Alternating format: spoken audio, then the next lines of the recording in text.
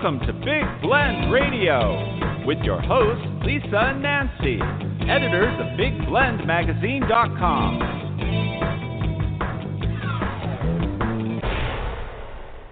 Well, from a political thriller to a World War I aviation story, just incredible. That's an amazing story. And leftover wine. Is there such a thing? This is quite a variety not in today. This house. No, not here at Big Blend Radio for sure. But we're going to talk with author Wayne Avrishow about his critically acclaimed thriller. It's a political thriller, Roll the Dice.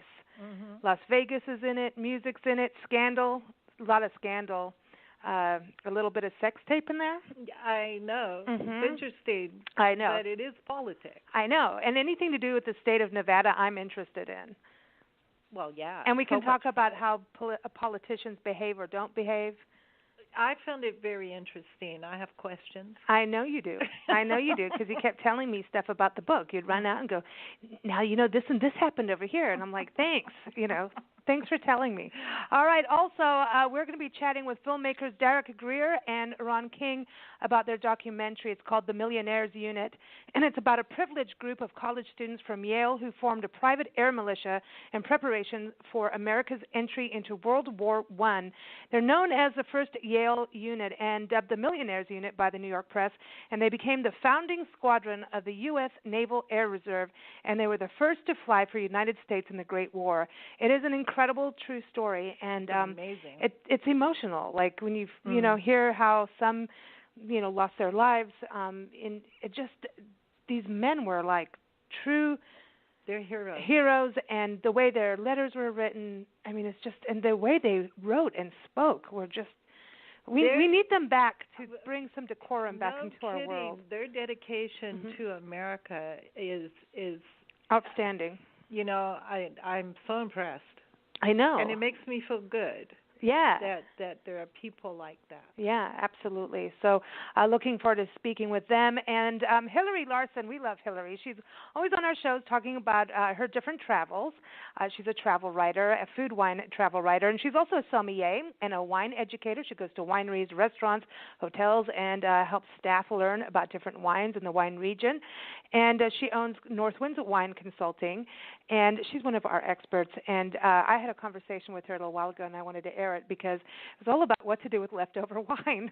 I know that's kind of not a problem around here, but I think it's important so you don't waste it. Well, yeah. And always good information with Hillary. But happy Valentine's Day, everybody. It is February 14th, 2018. You're listening to Big Blend Radio's Happy Hour show, and we're streaming live from a very wet Tucson, Arizona. So we are so happy. It is Arizona's birthday today. And we have rain in the desert, and we're going to have more rain all night and all day tomorrow, which means wildflowers could be starting to pop up very soon. Very soon. So we're excited about that. We're your hosts, Nancy Reed and Lisa Smith, the crazy mother-daughter travel team and publishers of 2 digital interactive publications. We have Big Blend Radio and TV Magazine, our variety publication. The March-April issue is about to come out, so check it out at blendradioandtv.com. And we also publish Parks and Travel Magazine, and that's what it covers, Parks and Travel. You can check out the February-March issue right now at nationalparktraveling.com. We're going to play the happy hour game with our guests, which we love. Well, yeah, that's fun. We're going to find out who they want to spend happy hour with, where, what are they going to talk about. We want the gossip and what they're going to be having for their cocktails. But before we bring our first guest on, our hearts are out there for all the families and the children that just, got shot in Florida. It's just heartbreaking, this loss of life that we keep having over and over in our country. And our hearts were with those parents, with the children, the survivors, with everybody over there. I used to live there, right where it happened, and it's a beautiful region, beautiful community, and our hearts are with you. Yeah. Hopefully one day somebody will actually start something that will curtail this kind of horrible tragedy. I don't know, man. Crazy. All right. Well, now it's time to play Happy Hour. Are you ready? Yeah. We're going to talk about political thrillers. Yeah. We're going to roll the dice. Yeah. Well, we're good at that. Yeah. We like talking about Vegas, so stay tuned.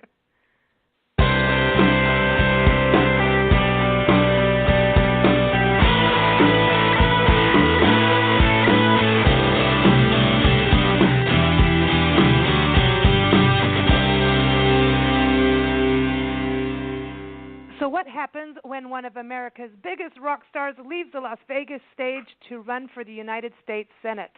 It's kind of like Kid Rock who wanted to run, right? Oh, stop it. Oh, boy.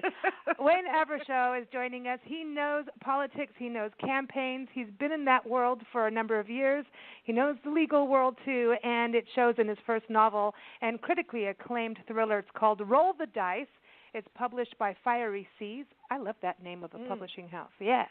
And in pre-publication, it got a review from Kirkus, was awarded as one of the year's best unpublished manuscripts and they termed it as politics at its corrupt, dysfunctional best. Would you agree with that, Nancy? You read the book? It's right there, yeah. Yeah. Wayne is an attorney, former campaign manager in Los Angeles politics, a government commissioner, and author of a number of op-ed articles on political and legal issues. So this is going to be fun. And we're happy to have Wayne join us on Big Blend Radio's Happy Hour show today to talk about Roll the Dice. Of course, you can get it on Amazon, Goodreads, all those great places. You can also go to his website, WayneAvershow.com, and he's also on Facebook and Twitter under the same name. Welcome, Wayne. How are you? Well, I'm well, Lisa, Nancy. Good to talk to you.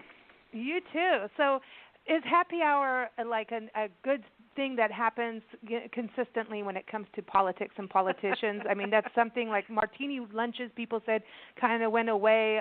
Does Happy Hour still occur in that arena? Well, I think it occurs in many arenas, so I don't limit it to politics. There's a lot of stories in the past of Tip O'Neill and Ronald Reagan having a drink together at the end of the day. So I think it did happen, and I think it still happens. Yeah. Well, I think that if you're in politics, you probably need a drink at the end of the day. I know. What led you to write a novel, number one, and then number two, put it into the world of politics? And then we want to talk about the story and your main character, Tyler Sloan. Well, there's an old saying in writing, you write what you know, and as you stated, I ran a couple of successful Los Angeles campaigns, and I've been involved in local politics, LA City, LA County politics. So I enjoy novels, and it allows you to be creative. It allows the author to be creative and create a world. I'm not skilled enough to create a Harry Potter or Hunger Games world, but I painted and created a world of politics where, like you said, Tyler Sloan, and you mentioned Kid Rock. Tyler Sloan is more John Bon Jovi, if you will. Okay. And think of John Bon Jovi going off the stage and running for the United States Senate. And when I was first writing the book, I didn't know, well, is this feasible? Is this possible? But then I looked around and I saw different people. Al Franken was a comedian, then a senator, and Donald Trump goes off the reality show to become president. So the bottom line, anything's feasible. Well, Ronald Reagan was an actor. What about Arnold Schwarzenegger? Yeah. Sure. In California, Reagan and Schwarzenegger were giant names. So do you think that they were successful because of name recognition or because they had a lot of money? I mean, is it really the money that wins in politics? I think you have to have enough money to compete. You don't have to have the most money, but you have to have enough money to compete. But if you have enough money to compete, plus you're well known, and if you're in the entertainment world, as Reagan was, and Schwarzenegger, and my character Tyler Sloan, you're good in interviews. You're great at meeting people. People respond to you. And when Tyler Sloan walks through a shopping center in Las Vegas, everybody knows who he is. And I don't know if the governor of Arizona can walk through a shopping center and people start screaming. I don't think so. Well, they might, but not out of excitement. I know. It's interesting. Sorry, Governor. Well, I think it's interesting because you see this trend. I mean, even people were looking at Oprah, because she did that speech at the Oscars, that, she's going to run. And it's now if anybody opens their mouth, like at the Grammys or anything, and says anything, then it's like, are you running for president, or are you going to run for the Senate, or are you going to run for something? And it is really interesting how people are turning out. in getting involved more in politics. So I know definitely in women, there's a lot more women. There's Emily's List going, a lot of women jumping on board. But it is interesting how people are starting to go, you know what, I want to do something. So I think, if it's a musician, I see people looking at that, and there's a lot of people who don't want to see that. They feel like it should be a politician, it should be a lawyer, not a musician. But what do you think about that part? Like, does it matter? Yes, it matters in this sense. You cannot be frivolous. I created a character, Tyler Sloan, and his father was governor of California, Mike Sloan. Mm-hmm. So Tyler was around politics all his life. He was a serious guy. He was not a flighty guy. He, in my world, in the novel Roll the Dice, he had written op-ed pieces. He was a more serious fellow. And it's interesting, John Bon Jovi has a foundation, Tyler Sloan has a foundation. So I tried to make Sloan a candidate you could root for. And I don't know your politics, but in 2016, I knew a lot of people that were not crazy about the choice. So I wanted to create a character that people would root for. That would be so I created an independent. He's neither Democrat nor Republican, and he just campaigns the way he wants to campaign and says what he wants to say. I think that's refreshing, and I feel like if he were to run today, he'd win.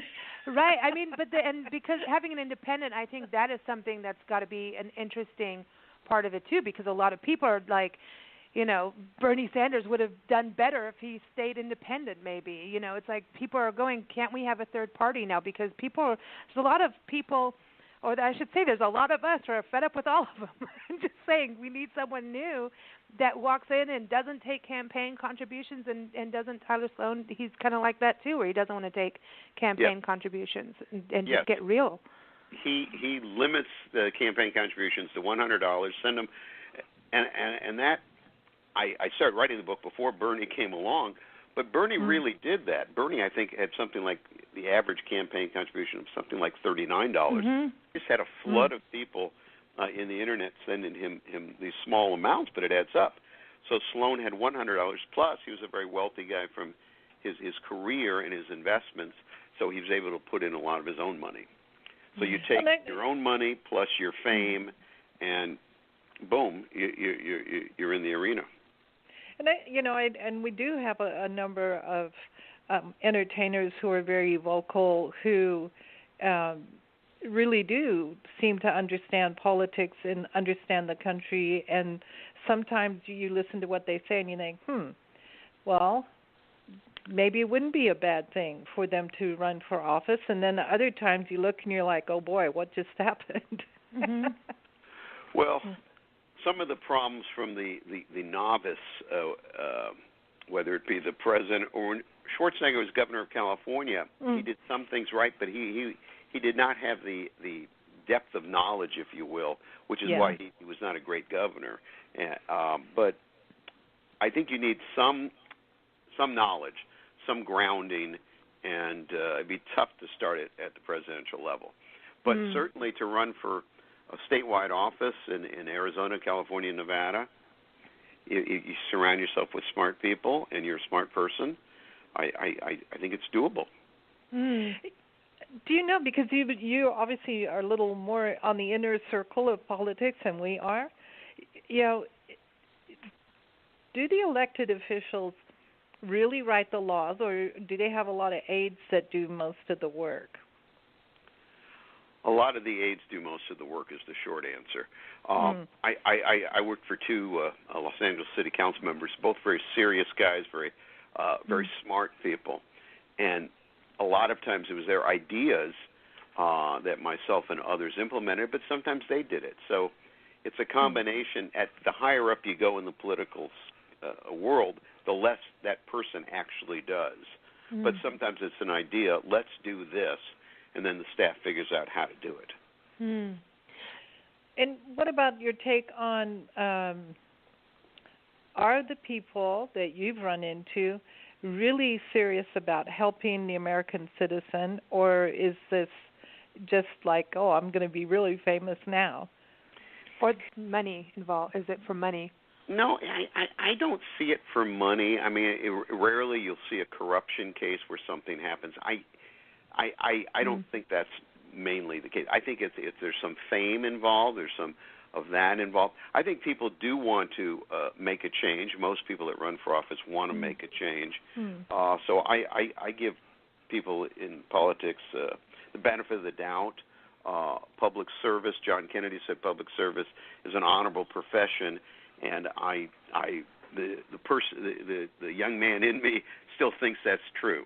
I think we have to have that faith and hope in there, because otherwise we're all just going to, pack it in, throw our dishcloths down in the sink. But tell us a little bit about Tyler Sloan. You're a rock star that decides to go into politics, and why did he decide, want to run the United States Senate? Actually, and what's interesting is we actually know a family in Nevada, from Yerington, Nevada, and they're the oldest family-run and owned casino in the state, in Yerington, just outside Reno. And their family did run in the Senate and was actually senators and governors and mayors of today. It's still happening. So it's really kind of interesting. I want to take your book to them, to the Deenies. Yeah. It's the J. Deenie family. It's an empire of Deenies, seriously. But what was it? Because they really wanted to make specific changes. Their family saw things, and they were like, man, this has to change over here. And there are, of all the families, all different between Republicans and Democrats, all been different. But for Tyler Sloan, did he have like a specific issue that he was going after that made him, say, hey, I'm gonna go for this? Well, Sloan was motivated by a couple of factors. One, he turned, on a personal basis, he turned 50 years old. So it was a milestone for him, as it is, different ages are different milestones. And he was reflective on his life. He looked at his success, and he looked at his father's success, and he thought his father was, before entering politics, a civil rights attorney. His father was had achieved more. It was more lasting, his father's political success. So Tyler was motivated by that. And he was motivated politically, that he was frustrated that really nothing gets done, that the Democrats all stay with their position, Republicans stay with their position, and there's very little compromise. There's very little, okay, I can do that, but in return you have to do this. And we see that nationally. We see that in most states. And to myself and to Tyler Sloan, that's a little frustrating, because sometimes you have to compromise to get 70, 80% of what you want, and that's okay. You don't need 100%. I look at. I heard your comments on the tragedy today in Florida, and one of my frustrations is personal frustrations. But I see this, and it came out in the book. I won't say it's not too political that it's a political treatise or anything like that. It's a fast-moving novel. I keep it light, but I touch on some of the issues, including guns, and. For the life of me, I don't know why there can't be some legislation to deal with that allows people to have the right to have a gun. Some single women, and if they want to have a gun to protect themselves, I'm 100% fine with that. But I don't think anybody needs an assault weapon. I don't think anybody needs a stockpile of weapons. I just don't think so. Yeah, and I don't understand the fear of this big drama with the NRA. It's like, oh, you're taking away, part of the Bill of Rights and all that, and nobody ever said no guns ever for anybody under any circumstance. Nobody's ever said that. It's just about keeping war weapons out of the hands of people who don't need to have them. And mental health checks need to be happening. I mean, it really. We have, Nancy's brother. That's how he lost his life, was someone opening fire on him. Yeah. And so we know pretty like how these, and that was in Florida too.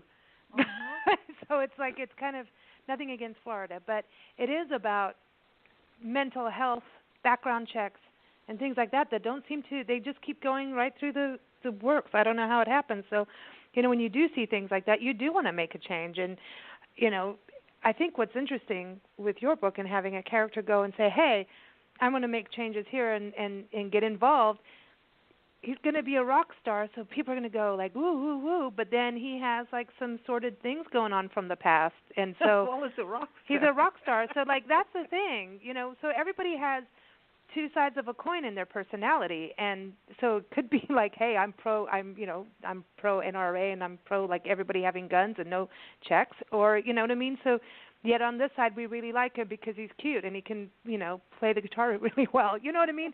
So there's these double personalities that happen with this kind of thing. I think everybody, look, there's more than two sides to everybody. Yeah. Everybody has quirks, everybody has nuance.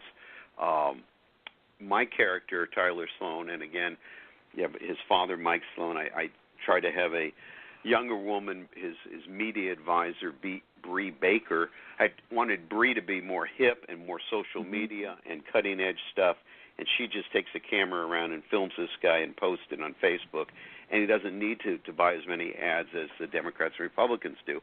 So I tried to make him a different candidate, again, that people would go, he's an exciting guy, and he's a guy of substance, as well as, like you say, he's cute. He's a handsome guy, but he's also a substantive guy.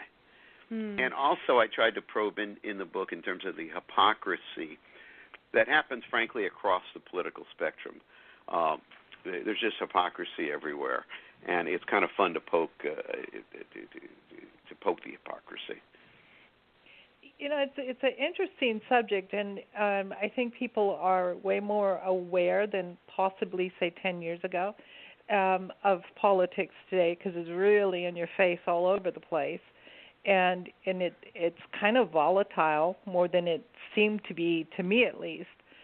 10, 20 years ago, people seem to know the names of different senators, where before, okay, the president and the vice president, and then it goes downhill from there, But now, today, I think people are really up on it and vocal about it, but it doesn't really seem to me that more is being accomplished. In fact, I would have to go with less is actually getting done, even though we know more. More campaigning, less work.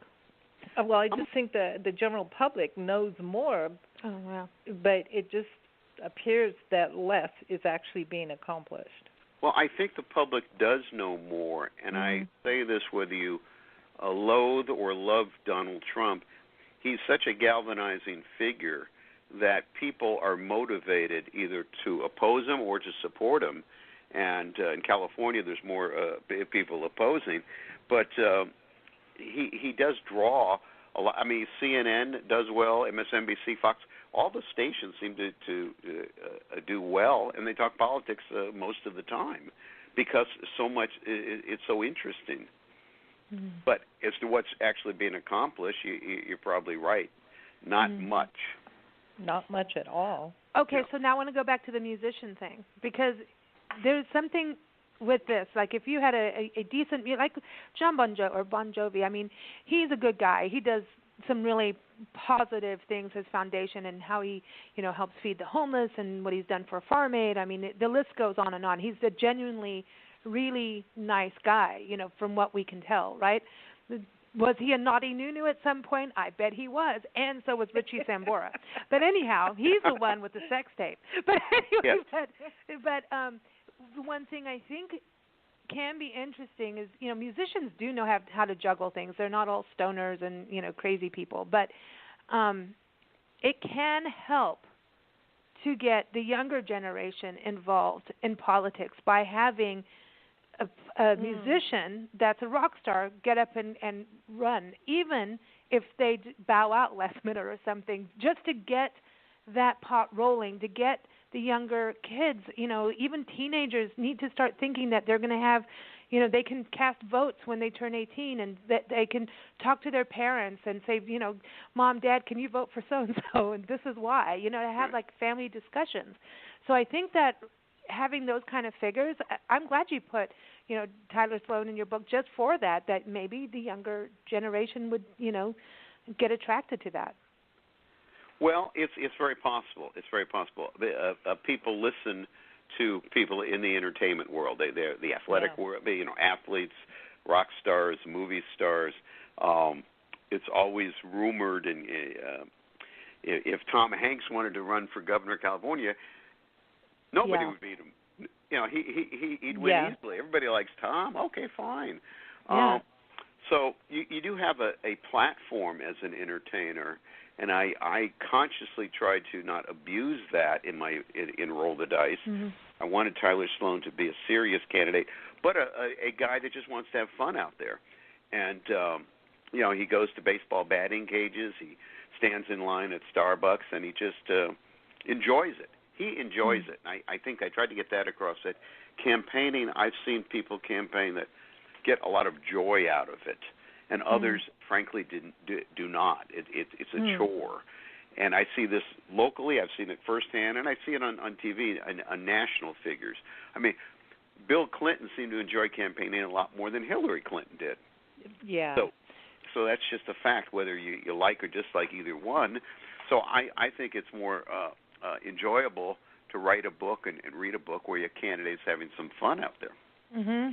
Well, and I think people relate to that. I mean, Bill Clinton, even though he was a bad little boy and he got caught, all that drama seems to basically been forgiven. But he's probably one of the most likable presidents, whether you like what he did in office or not. He could play because he can play the saxophone. Listen, it was Arsenio Hall. If Arsenio Hall would have a talk show again, politicians would be doing far better. Right. Well, I remember when Clinton went on there, and I saw Clinton a couple of times at the Democrat convention in 2000 when he was in Los Angeles. Both one night he spoke there and one at a lunch. And he was a captivating. Yes, his personal behavior. He certainly made some mistakes there, but he was. I saw in person. I saw Reagan when I was in college when he was governor. And I saw Clinton when he was president. And to me, those two guys really connected with the audience. And two different, one Democrat, one Republican. Yeah, I think like John Kennedy obviously connected as well, and then along comes George Bush, not so much. There's a likability factor that I think has a lot to do with whether or not you're successful as a politician. Because when you're, George Bush had a good sense of humor, Junior. I mean, he is funny. He's funny. Yes. He's funny. And he's a good painter. I agree. And there's a poll. It's asked in slightly different ways every 4 years at the presidential level. Who would you want to either have a beer with, or who would you want to have at your backyard barbecue? Al Gore or George Bush. And it was a very close election, but Bush won that poll. I enjoy that poll because it just is a little snapshot at who's the likability factor. Yeah. Now, in 2016, I'm not sure either candidate would have scored that high, but each candidate would have had their base that would have said, yeah, I want Hillary or I want Trump at mine. A lot of people would have said I'd pass on either one. I'm there. I'm just like it's crazy. I mean, I just think about Al Gore will bring an iceberg for your beer your backyard. But I want to talk about Nevada, because to me it's fascinating just knowing having friends who are, the whole family's in it, and being one of the first casinos and out by Reno. You're involved with LA politics. I mean, did you put it in Las Vegas so you didn't have to do as much in L.A. so you don't, start writing about the people you work with? Or what was it that attracted you to Las Vegas and then all the areas around there? I know you do have a little bit of L.A. in your book, too, but what was it about Vegas? Or Nevada, I should say. Well, I wanted to write a statewide race, so it's either California or Nevada for me. I chose Nevada because to me it's so fascinating, and I've been going to Las Vegas since I was a child with my parents, and I've taken my two boys there. I just think Las Vegas is it's the most unique city in the world. People love it or hate it. It's materialism, it's man-conquering nature, it's fun, it's escapism, it's a lot of things. You read into it what you want, and then, of course, you go off the Las Vegas Strip, and in 10 minutes you're in the barren desert. It's crazy. And then in business, when I was in a real estate development company, we built in Sparks, Nevada, outside of Reno. So I went to Reno a number of times and Sparks, and I'm one of the few people in Los Angeles can say I spoke before the Sparks City Council. So it was just, I find it a fascinating state. Reno has a western edge to it. It's urban, but it's got, a ruggedness to it. And then you drive, if you drive from, whether in Arizona to Las Vegas or from Los Angeles to Las Vegas, you go through parts of that state, and California too, that are just, you look around, you see this house out in the middle of nowhere. Some guys live there. It's like, You're why are you living there, buddy? But he's there. That reminds me of a friend. He retired in Mexico, and we were living out in Joshua Tree area. And so we used to, when back in the days, I mean, way back when we used to print our magazine, we used to print in Las Vegas. And and that was fun. It was a blast. So we got to know Vegas and that whole area very well. But I drove him from Mexico up to our place, and we're going through some of the areas you're talking about, and you'll see, and I mean, especially driving up to Vegas from where we were, driving him up, and he just kept looking at me and shaking his head, and he had this look. He called him the Commodore, and he just would look at me and go, "Why? Why?" And I'm just like, "Well, people want to be why? There's nothing here." And I'm like, "Well, there's a Joshua Tree over there." He goes, "Well, you can go to the park for that." And I'm like, "Why?" It's like he was just dumbfounded about this whole thing. And we like that out there. It's cool, it's trippy. But he was just in shock. His jaw was like down the entire time.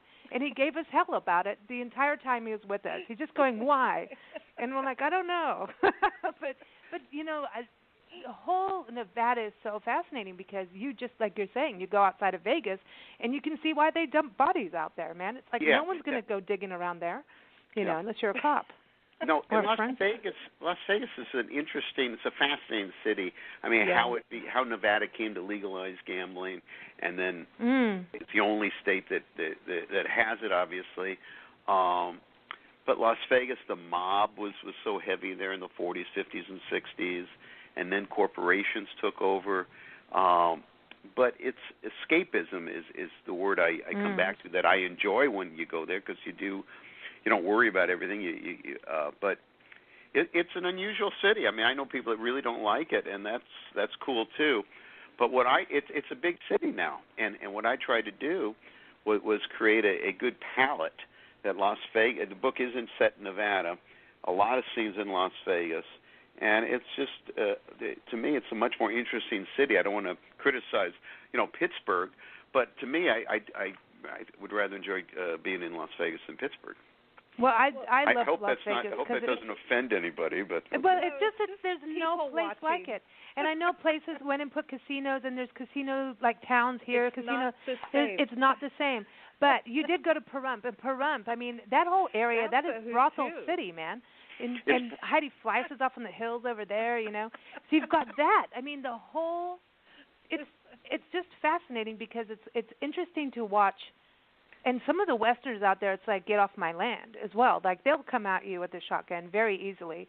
But there's that, it's basically where it's almost like government doesn't rule in a way. Like, it's like everybody's their own grandpa. Well, there is a freedom. Everybody's their own grandpa. Yeah. That's a good line. There is a freedom in Nevada, an independence in that state that I tried to capture. I tried to make Nevada, and especially Las Vegas, a character in the book, that it has nuance. Again, some people love it, some people don't. But where else can you do what you can do in Las Vegas legally, right? I mean,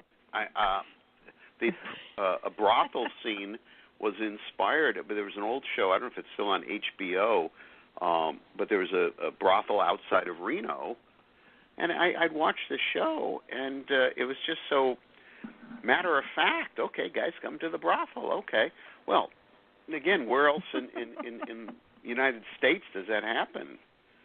It's anti-Puritan. Well, the friends that we have, they tell stories about there's initiations that happen, like for. Am I going to get in trouble if I say anything? Probably. But we've got a lawyer on the phone. Well, I'll try to protect you here. Initiations. Initiations. There's initiations okay. that end up with young men ending up in brothels there, yes. or just driving there as a joke to see what guys will do. And it's just really funny. Jay's told us some crazy stories. I mean, he's just like, it is another country. I mean, Nevada is its own country. It has a different mindset. Yeah, but he says there are initiations in that brothel. So, did you go to the brothels? Well, let me answer it this way, Lisa and Nancy. I've been married twice. I really don't want to be married a third. I don't want number 3. So I think I'll just tell you that HBO show was my inspiration. Okay, so you didn't have to go there. I didn't have to really do it. I want to be clear. I didn't have to go. Is the appropriate word? Okay, yes. well done. I know. I love having lawyers on shows. You guys are so good with words. So writing a book, did you just like, hey, I've got these stories in my mind and I want to put this together? Because I think writing political thrillers right now is a really good idea because it, and especially put the scandal in because people there, there's, Anthony Weiner and there's, we could go on and on and on about all these scandals going on. I can't stand that's his real name. It's just nonstop. Everybody, I know, right? But part of this, I think, is important because it gets people to think about politics. And I think one thing that Trump has done is made people, Nancy said, this is people are starting to learn that there were these loopholes here and what you think was protective was not. That it's kind of made us become more aware of the laws and politics and understanding the importance of our justice system as well.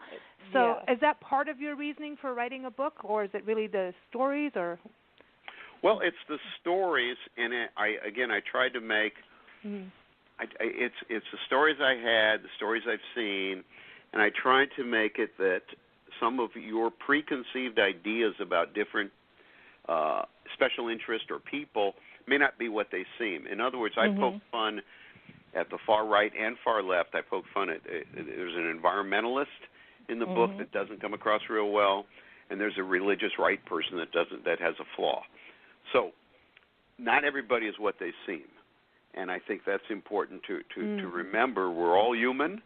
And somebody you admire because of their stance on X may not be the most admirable person. And Anthony Weiner, in a way, how can you make that up? That's crazy. It's brilliant. It's almost like he had to do it because of his name. I know. It's like he really it's the family name. Foregone conclusion. Yeah, you will do this because you're a Weiner. That's it. It is true. I think I'd change my name. There's a political documentary called Weiner about Anthony Weiner. It's like a train wreck you have to watch, and it's about trying to make a comeback and run for mayor of New York.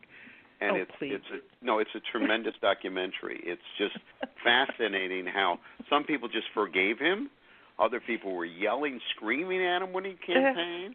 And his wife, who I felt so sorry for, Huma Abedin, was standing there while this was going on. It's like, why did you allow them to film it? But it's a fascinating look. So I urge people to read Roll the Dice, but if you have the interest of political documentary Weiner, it's bizarre. But, I think that, I know that this is a political thriller, but part of the book that I really enjoyed was the relationship between father and son.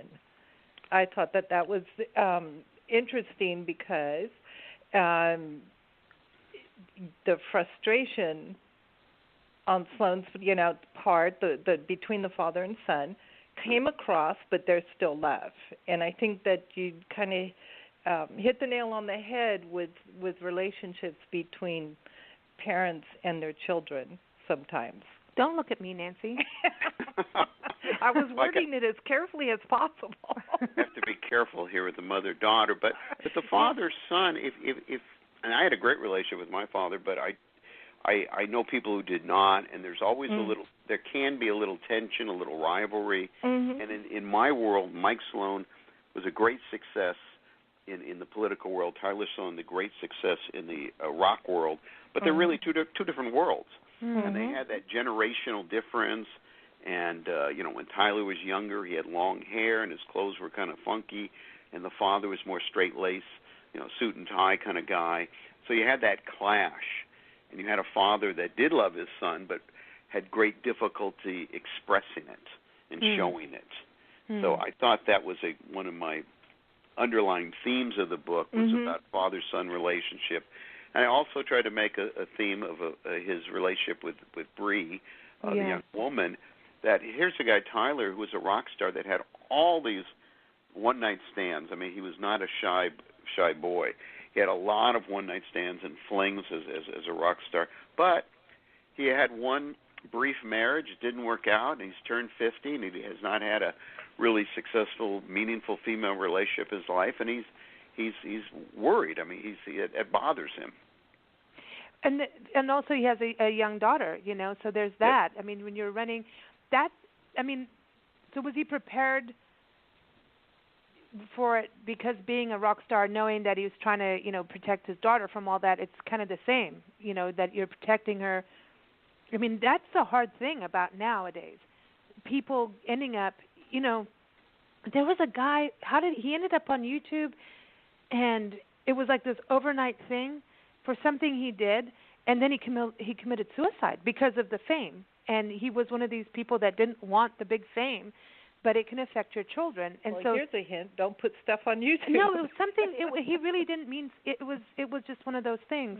But there's a protectiveness for his daughter too. So did he have that, you know, just as a rock star and going up, and also because of his mom, his ex-wife, her mom? Well, he tries to protect his daughter. His daughter's 13, and in today's world, whatever you did, it can come back to haunt you. And certainly as a rock star, what he did in his younger days is going to come back to haunt him. It comes out. He had, you know, the old saying, sex, drugs, and rock and roll. He had sex and drugs. So it's coming back now, and he's got to deal with his daughter to make certain she understands that, you know, this was my youth, and I made mistakes, but honey, you know, we're all right, and we're just going to go on here. So it's a balancing act, and it tests him a little bit, and I think he succeeds. But he has that love and a paternal nature for his daughter. Yes. That's cool. Did it occur to you maybe, or did you think possibly, rather than choose a musician, that you could have chosen an actor as your main character instead? I thought about different characters. I never got too much in the actor. I did think in the beginning about an athlete, a sports figure. Oh, yeah. But The Rock. The Rock. Yeah. We like that. I like that idea. But the rock star to me was just a guy who was in public. He was literally on stage, so it was a nice transition from one stage to another.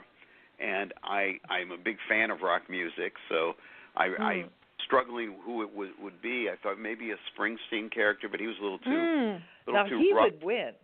Bruce Springsteen could he's run the boss, for anyway. any office and win. Yeah, he could run for president because he's the boss. Yeah. And then he could have his vice president, The Rock. So we'd have the boss and the Rock. Now that is something that most women would vote for. And, of course, we rock, so there we go. I've solved our country's problem. I like the choice of a rock star because I think Me that the American people are very forgiving over certain things, and I think that they would just automatically, he was a rock musician, what do you expect? So he would get off, whereas now if you took a lawyer running for office, the sex tape's going to be more damaging than a rock star. I think Sloan gets a pass. I hope he gets a pass in two ways. One, it was when he was a younger guy, and two, because he was a rock star. So you're right. A lawyer, who the sex tape comes out when he's 50 years old. That's not. Well, I can't wait to read this. Doing? But it'd be like, excuse me. I had to wait because Nancy tells me everything when she's reading a book. She's really, especially when it's happy hour, it's like, I'm going to tell you everything I just read.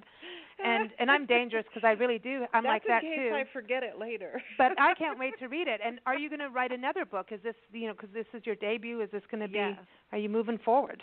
I am moving forward. I'm writing a second book right now. Oh, cool. Not this What's second, it about? but I am writing another political book. Yes, cool.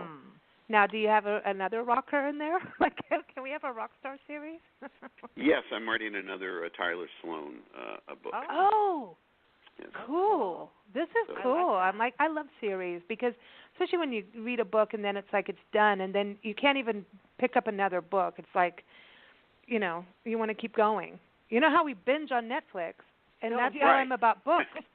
And then I get mad, and then you have to wait for, you rush through the book because it's exciting. Then you get to the end, and you're like, oh, no. Come on now. And then it's like, no, I'm still writing the next one. So, Wayne. So, Wayne, get going? Is that what you're saying? Have some coffee. Yeah. Okay. Espresso, I think. So, so it is time for Happy Hour, our favorite question of the day. So here it is. Get that bell ringing.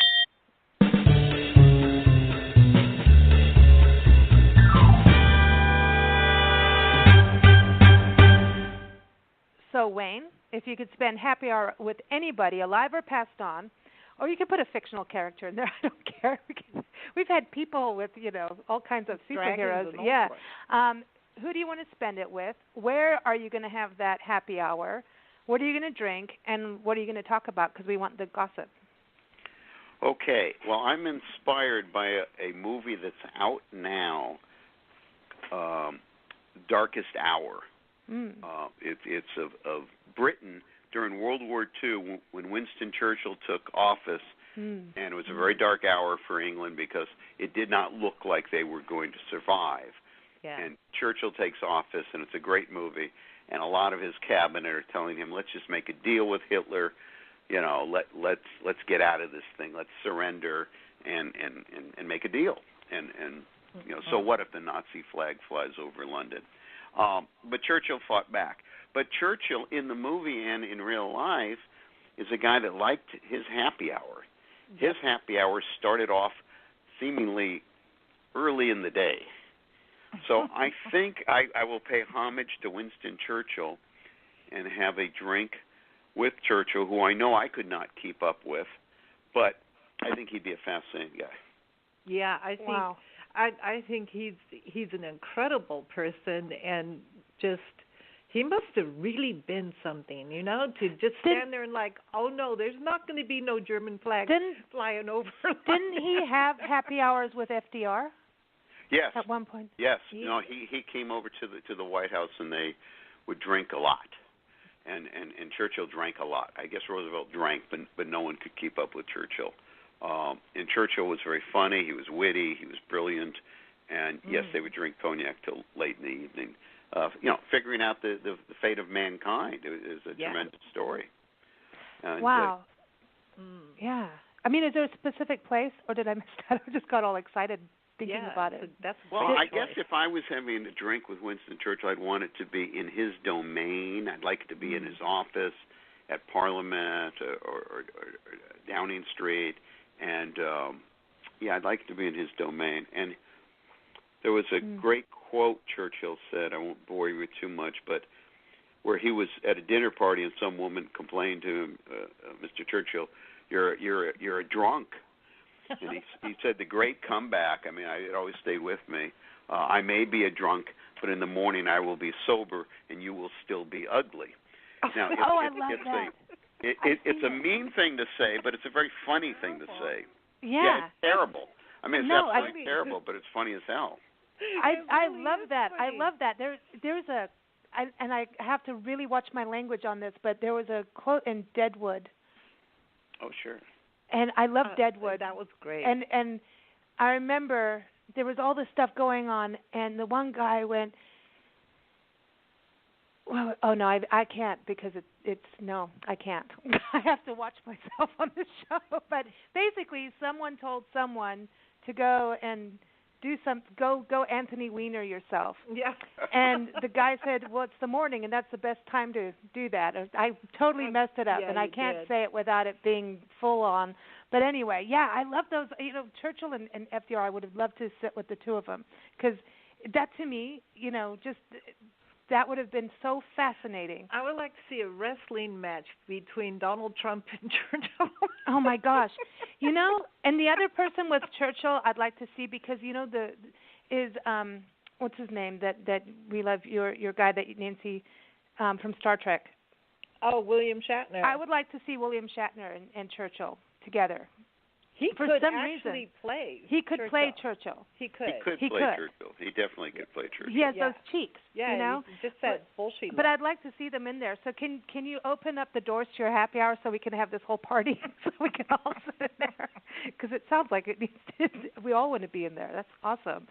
Wayne, thank you so much for joining us. It's been a pleasure, and I have a song to play for you. Because look forward to it. It's about Reno, okay? So I just thought we had to do this.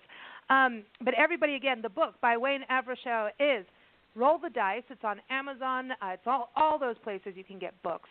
Go to his website, wayneavrishow.com, and here it is. This song is called, the whole title of the album is awesome. It's called Nothing's Permanent. So I figure that goes with politics, right? Yeah. And it's from a band called The Loose Hinges. And they're from Nashville, and this song is called Reno to Ruin. It's one of my favorite songs of theirs, but I just thought we had to play that because of Reno and Nevada. So that's what we're going to play for you.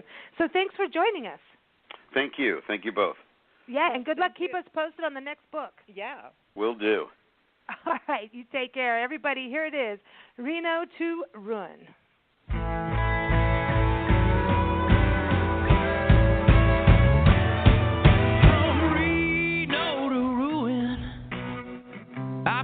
My way didn't take much doing, just living day to day. I was once new in town, but now I'm here to stay.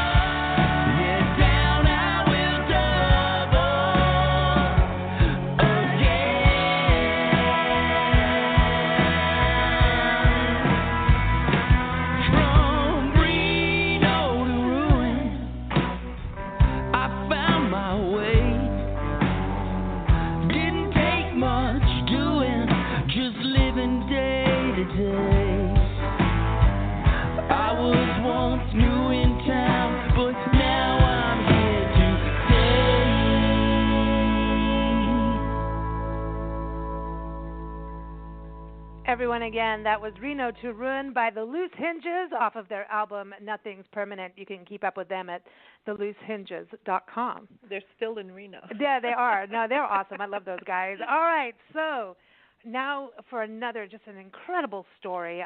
World War I, these pilots and what they went through, what they did. This is just, I had no idea about this story. I have never heard this story before. And it just is so touching. Everybody stay tuned. You're going to, I know, it gives you goosebumps. I know. We're still all like emotional about it. So everybody stay tuned for an incredible story, a World War I story of aviation.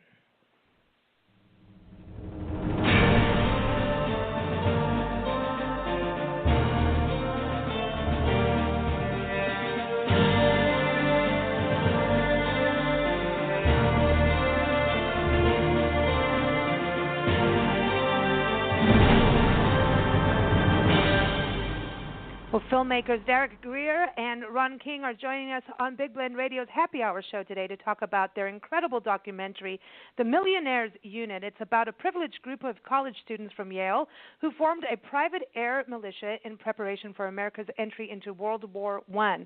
It is an incredible story, and it is releasing out on VOD February 15th, 2018, tomorrow. So you got to go get it. Go to millionairesunit.org. We're really excited to have the filmmakers join us to tell this story. Welcome, Ron. How are you?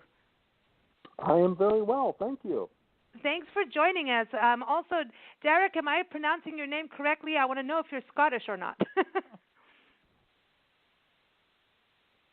Derek, are you there? Yes, I'm sorry, I had the mute on. Yes, you're pronouncing my name correctly. It's a Scottish spelling, and I'm about half Scottish, but way back. Right on. Are you wearing your kilt? And you know what they say about that. No, just, it's happy hour here. Anything could happen. But I'm sorry that I don't own one, but no. Well, we have friends.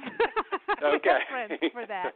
But really a pleasure to have you both on the show. This documentary, this story, I had no idea about this. But Ron, apparently this is something very connected to you and your family.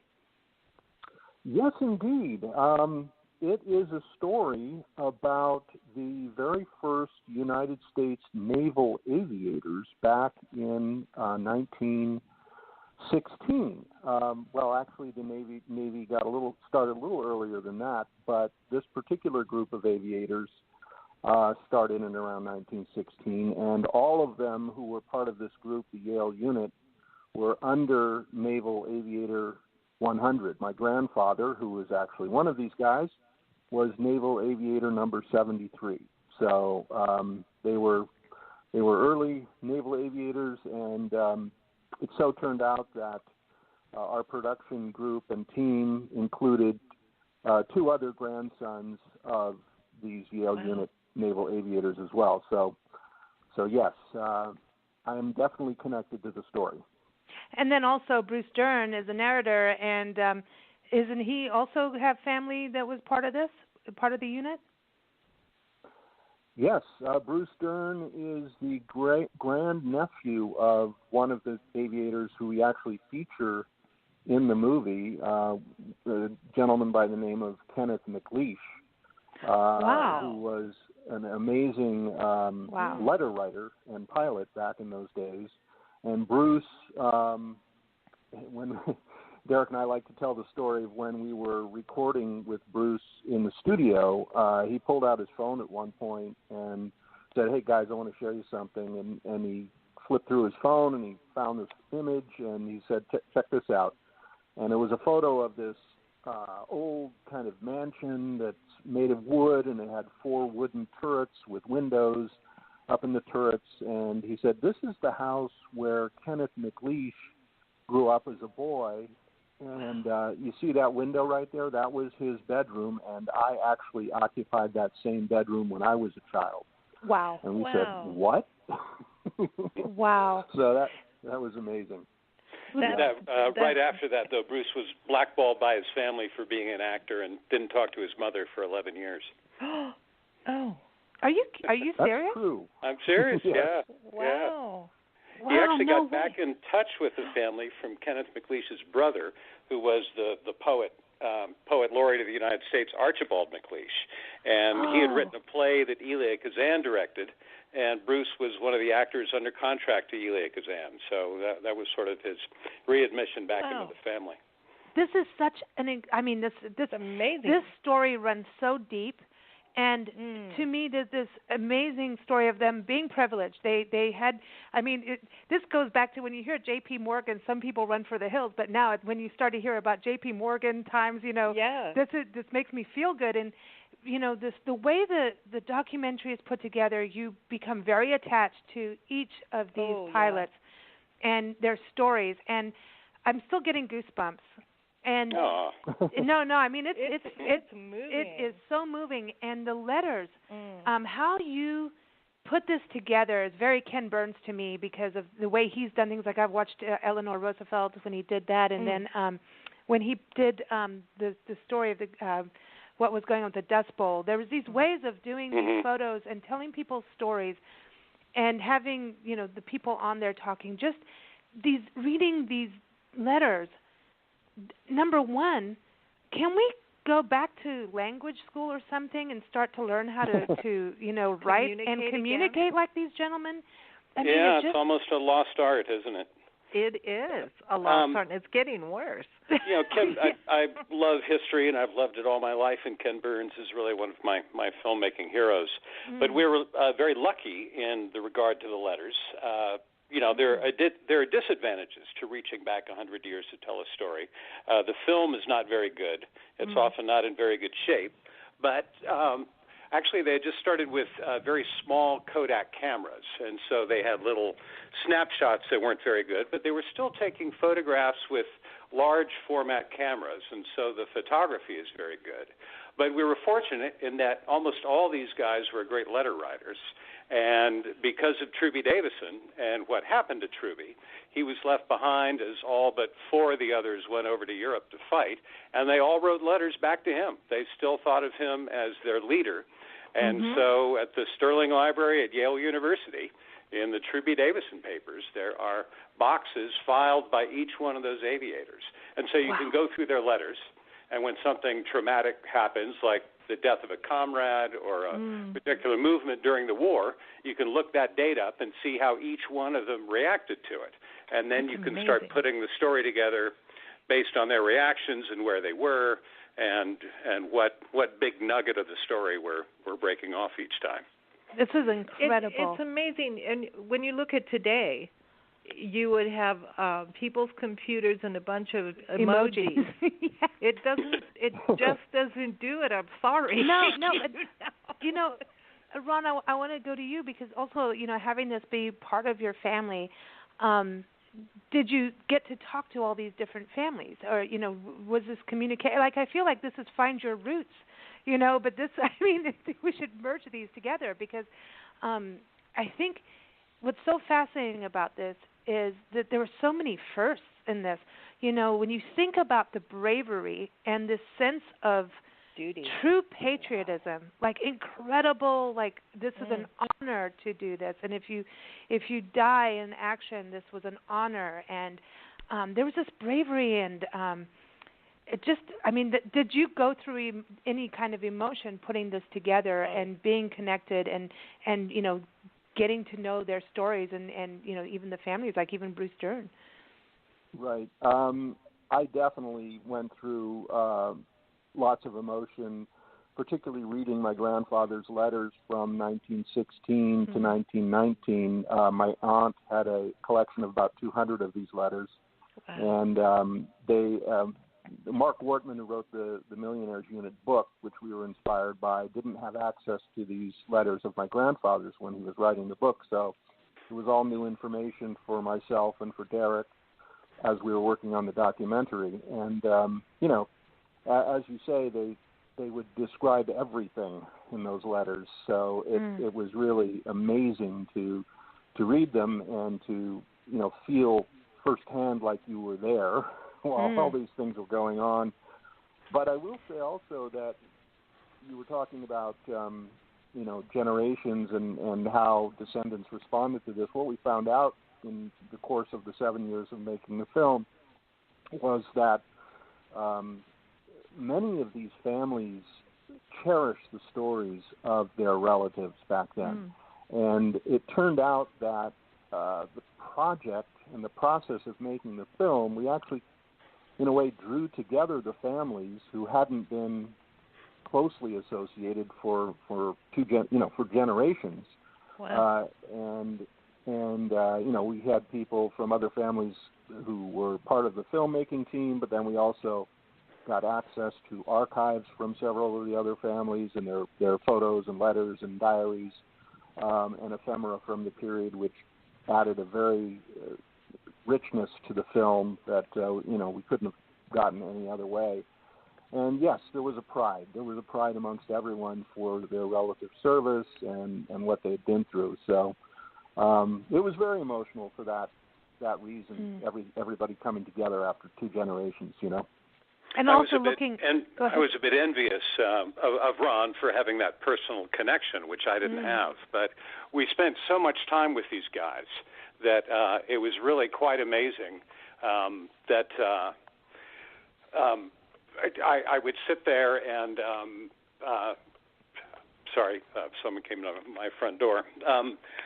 Poring over these photographs and these letters of these guys, I would think, what would they think 100 years back that 100 years later these guys would study and analyze their lives so closely. And we got to know them so well just from looking at their pictures and reading what they wrote. And then I went to Europe and I filmed some of their graves, and all of a sudden to be standing over the remains of Kenny McLeish was incredibly moving. It was really powerful. It's interesting to me because when you hear the word millionaire today, this kind of dedication to fighting for our country doesn't necessarily come to mind. In fact, I think it's more of probably more of a negative than you just wouldn't think that you would. I'm just amazed at young men who are privileged who had the dedication that they did. Because would that happen today? I wonder. Yeah. Well, so many things have changed about our country and our society. And Vietnam really destroyed a lot of that culture. I mean, that's when the ROTC was kicked off the Yale campus in 1972, and that really was rather damaging. These guys were rather selfless, and they were prescient about what was going on. But also, since they really were wealthy, and the world was really their oyster, they could have done anything. And exploration had already happened. The frontier of the United States had closed. People had crossed oceans. They had been to the poles. But the real new thing that excited them and that they could afford to do was aviation. And not just anybody could get into aviation back then. You had to have access to a plane and some money. And so, a lot of it was the idea of adventure. And also the build-up to World War I was so momentous. Nothing like that had ever happened. And so a lot of them just said, I have to take part in this. This is the biggest thing in the history of the world, and I want to see it. And they didn't get to do it immediately. I mean, this was a build-up because you've got to think, airplanes being used in war, this was like a new thing for our country. And when you look at these planes versus what we have now, we have fighter jets. And you're looking at submarines, we had this opportunity that just is still today just is amazing to me. It was the Cuban Missile Crisis. We interviewed the gentlemen, the Navy, and that were there that actually were the ones who pulled the plug when JFK called and said, "That's it, we're done. We're not going to blow each other up." And they were the ones talking to Gary Slaughter is his name, and PBS did a documentary on it, and I think BBC was trying to do one, and so anyway, we had him on a show talking about it. He's since written his stories, but we actually, who was left alive today came on our show, and watching your documentary brought it home for me because of these submarines, which was still very hard to understand what these submarines were doing. And when they spoke, and this was that point, everything was, okay, we've got the call to stop it all right there. and there was the Russian on the other side and him, and it was Gary, our friend Gary, and he turned and said, okay, well, what can we're not going to do anything. What can we do? And he's like, oh, we want bread and cigarettes and coffee, I think it was. And he was about to give it to them, and then photographers went flying over and to actually photograph this. And I was thinking of you both when we were watching this. To photograph this moment, had to throw flares to capture it because it was at night at sea. And when he did that, the whole thing, everything almost went the opposite direction. Right there during peace, they thought they were being attacked. They thought everybody looked up, and there was that split second, and then everyone was like, "Okay, no." I mean, it was that split second that this crisis could have really blown up, and we wouldn't be here. You know? So it's just that whole thing about how, you know, at that point we had airplanes doing that. And I was thinking about that and how these guys, you know, World War I, having to learn how to fly these kinds of planes. And, I mean, it took them a while. And Marianne, and seaplanes, and then going and learning, and then all of a sudden you're in combat, and then this bravery and this, like, I'm going to get you, the revenge, the eye for an eye mode. It just is really that, it's amazing to me, that kind of, I'm sorry, cojones. Yeah, to do yeah, that. yeah. They really had it. They talk about that in their letters, what it took to fly, you know. And they really had to push the United States Navy. The Navy was thinking that it's great to have observation planes, but I'm not going to give up my battleship to put a huge ramp on top of it so that this little flimsy plane can fly off and on it. And so it really took them pushing, and it really took the vision of Truby and Robert Levitt and a few of their others, you know, to get ready so that actually when we belatedly did go to war, the Navy turned around and these were about the only guys that were ready. And it was only a matter of months, but Naval Aviation were the first Americans in Europe joining the war, and Robert Levitt was the first one who flew a combat mission.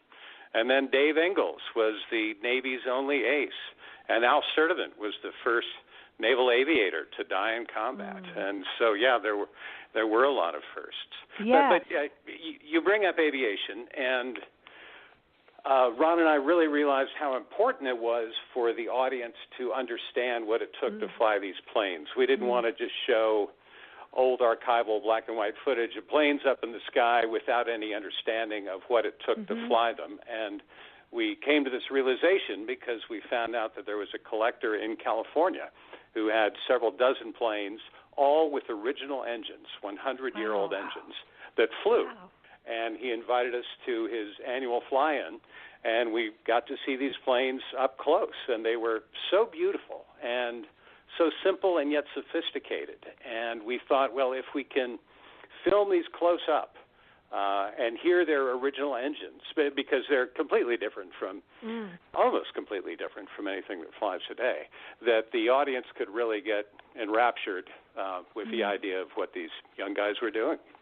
I love that part. How did you actually film that? Did you have drones too? Because when we were watching it, it was so interesting to be able to see what they could feel like. Because I always wondered, where were the guns? I mean, like, how did that happen? How did that all work? And to be able to, like you're saying, be able to see that. How did you film that? I mean, did you use drones or did you get in a plane? We did not use drones. We did it long enough ago that it was almost sort of pre-drone. We did use GoPros, though, a lot, which were very helpful. But in the end, I mean, what we really did in New Zealand is we got up in the air with a helicopter and with a Cessna, and we shot air to air, flying right along those planes. Wow. And that's really where we got the best photography. The connection is amazing what you were able to do, because I feel like I know these men. Exactly. You know, and I wonder if you had used actors, if it would have been the same, you know. I don't know. Somehow it just seems totally more real. Ron, because of this being, you know, part of your lineage, and also, you know, everybody else working on the film that also was connected, you know, by family. Right. Was there like a sense of true integrity, like where you go, this can't be like, I'm not saying acting is Right. fake. I don't want to say that, but you know what I mean? No, absolutely. I mean, there's two points on that. One is Derek and I were very, very interested in trying to give the audience a first-person view of what these experiences were like, and the best way to do that was to use their own words, and so that's why we used the letters and the diaries, and that that really brought that out, and I mean that was quite powerful to do it that way, to sort of establish almost an intimacy with the voices of these young guys. And as far as actors go, we did employ voice actors, or actually real actors, to read some of the letters, but we definitely stayed away from the notion of doing actor reenactments of scenes or anything like that. Derek has a very strong opinion about that, which I'll let him express, but I also feel that would have kind of thrown our audience actually out of the story, instead of sticking as closely as we could to the authentic words and emotions of the guys who actually experienced it. So that was our choice. We had a hand actor. we filmed a couple of hands writing letters, but we didn't really have faces and people talking. And we suggested some of our characters with the pilots in the airplanes, but we didn't really have actors impersonating the characters per se. So you really do have hand actors. Remember in Seinfeld with George Costanza when he became a hand actor? A hand model. Hand model. Okay, there you go. I forgot. It was George Costanza in there, everybody. But he really wanted to be an architect. All while we were working on this documentary, Ron and I kept saying, this would make an amazing narrative feature or an amazing miniseries, because the arc of the historical story is really pretty perfect. There's tragedy at the end, and yet a sense of victory and accomplishment. All of the characters are different. You have the hard driving intellectual. You have the big muscle man football player, who's very dynamic. You have the sensitive guy who's trying to convince his girlfriend to marry him from overseas. And I mean, the characters are just they're perfect. But as Ron said, for me, watching reenactors always takes me out of the story. And I wanted to see how strong a sense of these guys we could give just from photographs, just from sounds, and just from an ephemera. Seeing their handwriting on the page as we hear their words and look at their pictures. How can we bring that alive? And again, with documentaries, the veracity, the idea that this story is true. And it's exceptional and thrilling and dramatic and romantic, and yet it's true. And I love it because you brought history to life, and it's so hard to sell history sometimes. Yet these true stories, they're the best, and you really proved it with this. And when we do a lot of travel, and part of our thing with Ken Burns is, we have a Heather magazine, Parks and Travel magazine, because we are addicted to national park units, all of them. The 2/3 of them are historical, and I like watching this. Now I'm like in this crazy, and you both have to get like me at some point. I know you do, where you suddenly become obsessed with different characters and you want to find everything out about them. We go to museums and historic sites all the time, and you'll find somebody's story that you've never heard of, and yet they've done something amazing that you just like, wow, how did they do this? And then you want to find everything, and then you want to go to their graves, and then you want to go here, and you want to go everywhere they've been, and you just become like, wow. And now watching this, now I want to go to wherever these guys, I was writing this thing on Back East. And so today watching this, I'm like, dude, that's where they were. I was just writing about this, It's like, oh, this is putting it there. And to see, like, the historical side of it, too, is amazing. But there's one of our experts is Glenn Burrows. He takes people on tours through England that connect to their family history. Ooh, and how great. this is what really got me today too. And now I'm like, okay, now I want to do a whole other segment on this because Glenn, he connects people's history, and he says a whole bunch of people go over there, and he's written articles about it for us too, on people going on over there for aviation history because of America using England off the coast of Norfolk and East Anglia as a place to go for fighting World War II. That Americans, bases, we had airfields and air bases, and people go. He'll find people, farmers, where a plane went down, and the family goes to where the plane went down. I mean, it's amazing. And so watching this, I'm like, this is all part of it. And that, I mean, he did World War II, but now I have to call him and ask him to do World War I. Right. Because now I want to take everyone's names and go like, can you go look? He said because people got engaged, it was written down somewhere. If they got married, it was written down. So now I want all the names of all the pilots. I want to send it to him and say, go look, Glenn, because it's amazing. So did you get obsessed? Did each of you, like, I want to know, like, did you have specific things? Let's start with you, Ron. Did you get obsessed and decide I'm going to go look for everything about this person in different places around the world, because they went everywhere in Europe? Yes, I mean, that sense of being obsessed was definitely part of my experience making the movie. It was particularly in the early years, early years of the 7 years. I was just fascinated with where are the artifacts? Where are the photos? Where are these any sort of vestige or anything that's left over from that period? Where is it? I'd love to see it. And it's lucky that through the course of making the film, we actually got to see and touch things and find things that were part of their story that, at the beginning of the process, we didn't know anything about. I remember one of the things that turned up during the course of making the film was Truby Davison's diary that we didn't know about, and suddenly one of our connections, one of our family members had a copy of it, and was like, oh my gosh. Wow. And then we got copies of that. Later on, I went to the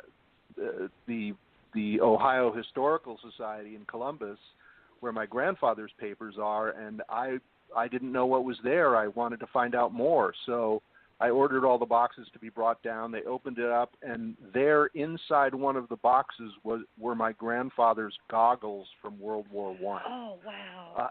I was like, you're giving me goosebumps. You guys, stop it. Wow. A story I like to tell is that Truby Davison had done an oral history, I think in the 50s. It was at Columbia University, and we were fairly far along with the script, and Ron wanted to get it, and I didn't think it was going to be very important, but he went ahead and got it. And the early part of it talked about him and his brother when they were 15 and 17 going up into Alaska, that their dad had sent them up there with some mining engineer of some mine that he owned. And that's when they found out about the beginning of World War I, when they were in the backcountry. And I thought, well, that's a pretty good way to open the film. And I started looking for archival stuff from Alaska 100 years ago, and a couple months later, on one of our fundraising conference calls, Harry Davidson says, you'll never believe what I found in the attic last night. He found a photograph album of their trip to Alaska. And he said, I would not have known what this was without this oral history, where Truby just kind of mentions it offhand, that Ron had gotten. So it was a lovely coming together of all of our actions.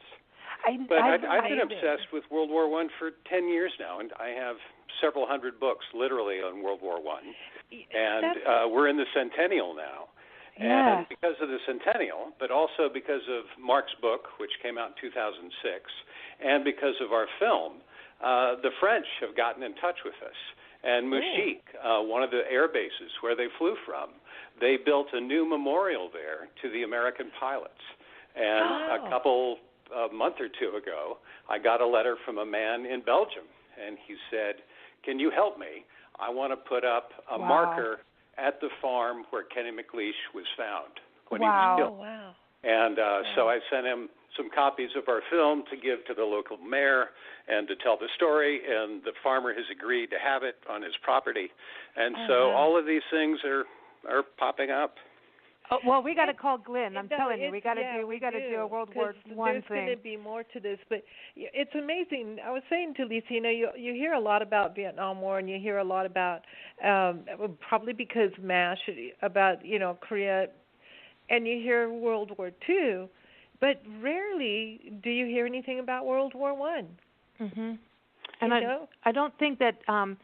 I also think it's hard to get that kind of history because sometimes when people come home from war, they don't really talk so much. And so you do need the letters that they were writing, and that's such treasured things that you were able to get that. Is there a museum? To me, there should be a national park dedicated to them. I'm sorry. Like, can we go where, the Marianne was, the seaplane, and put a park up there for them? Well, there are several good reasons why we never hear about World War I. And we got there rather late. But journalists were not allowed on the Western Front. And so they made up a lot of stuff about what happened for the newspapers back home. And it was very hard for Americans to understand what was going on. But then when they did get over there, they took part in the huge Meuse-Argonne battle in September, October, and into November, I think. No, not quite November, of 1918. And it was just a brutal slog of a battle. There was nothing dramatic about it. There was no Chancellorsville where, one army snuck around behind the other. There was no Gettysburg. There was no charge up Bunker Hill. It was just fighting against these entrenched Germans in 3 walls that were named for the witches in Richard Wagner's Ride of the Valkyrie, or Siegfried, his opera, and it was really a horrible experience. And yet the war was so important to us as a nation. I mean, it really destroyed Europe.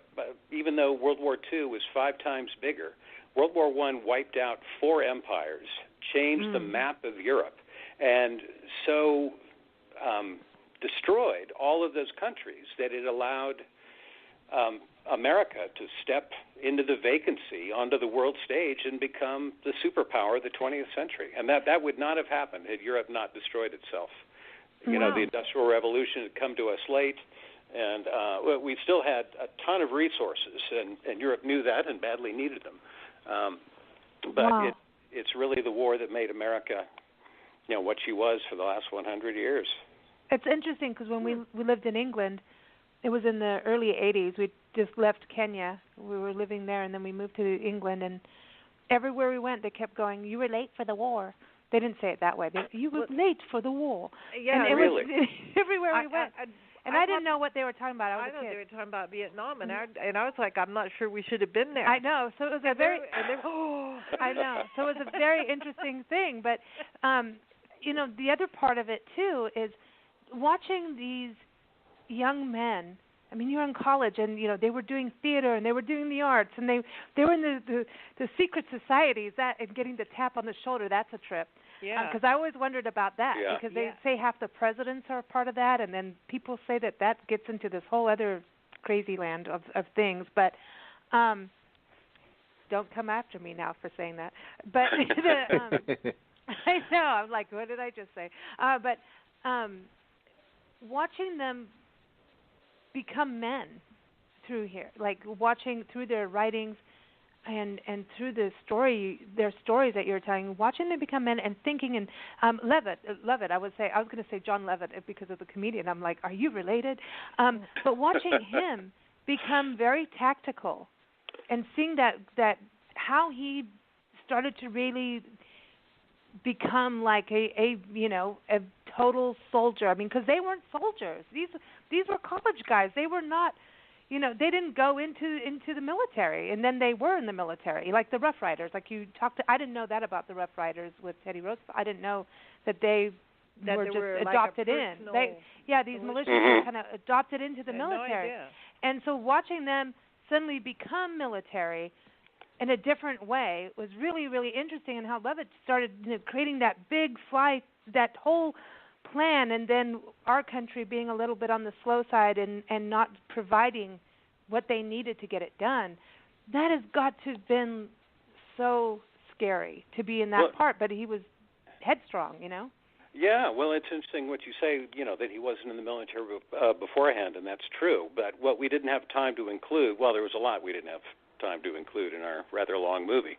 But when Lovett was a little boy, his father would quiz him as to what he had seen coming home after school every day. What did you see? How many horses were carrying that cart? What direction was it headed? All of this stuff. Because his father ran the Union Pacific Railroad, and he was raising his son, named after him, to take his place. And so, after the war, he was the president of Brown Brothers Bank and also president of the Union Pacific Railroad, sat on all these different boards. And in 1939, he was in Milan, Italy, in a hotel, and he heard these German officers boasting about the strength of their Air Force and what they could do with it. And he came home, and he was taking his annual tour around the country to look at all the Union Pacific stations and rail yards and everything, just to see how everything was going. And he looked at every aerodrome and checked out all of the airplanes around the country and came back to Washington and wrote memos to Henry Stimson, the Secretary of War at the time, and to George Marshall, and said, there's a war coming, and we are not prepared. We do not have an Air Force. And so on top of his other jobs, they made him Undersecretary of War for Air, and he started assembling an Air Force for World War II. And, he was an amazing man. He ended up in the CIA. I mean, that's crazy. Yeah. And he wound up being, Truman's Secretary of Defense during the Korean War.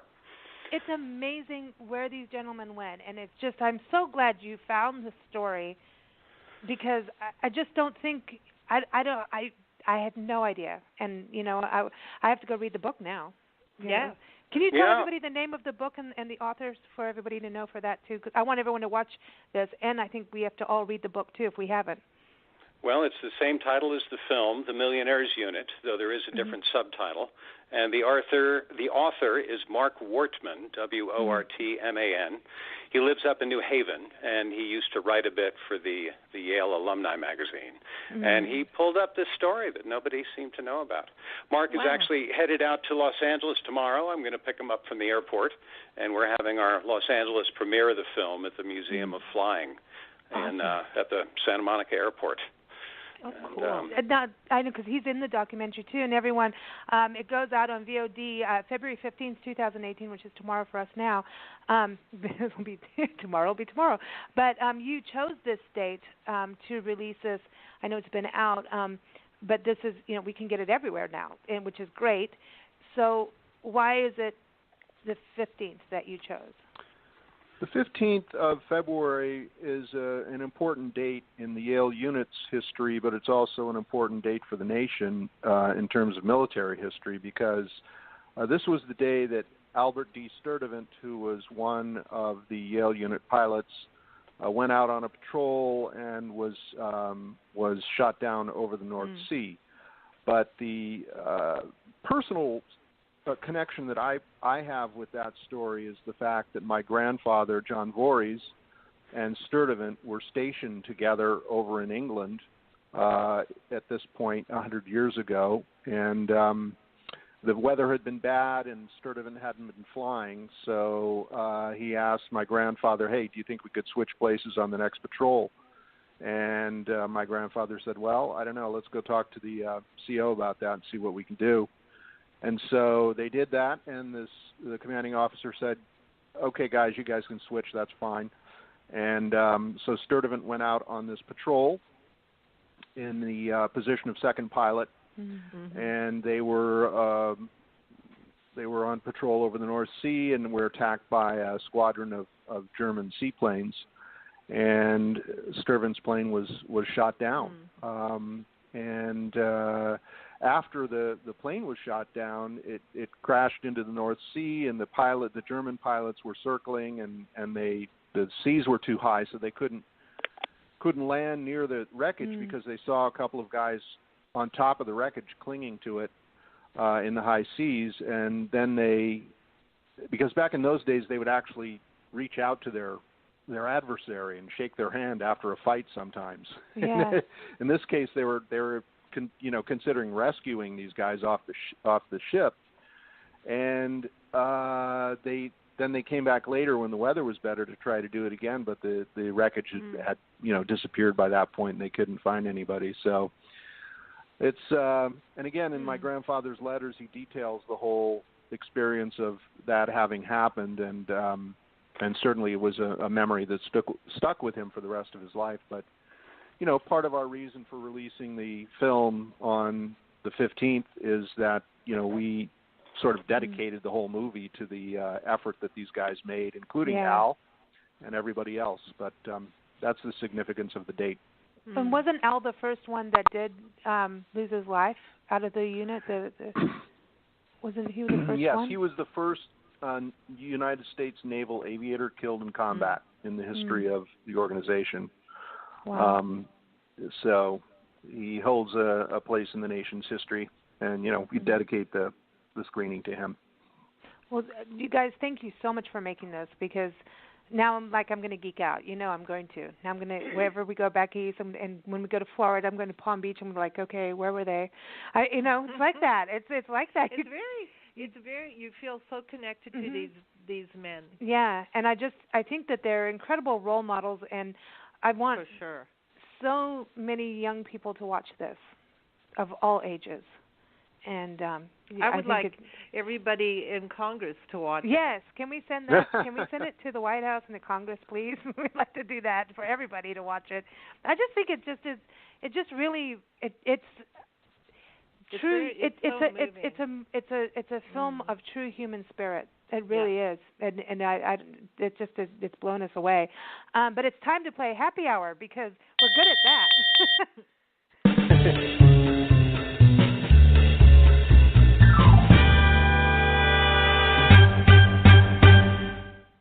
Okay, so we want to know from each of you, if you could spend happy hour with anyone, who would it be? They could be alive or passed on, or fictional if you want.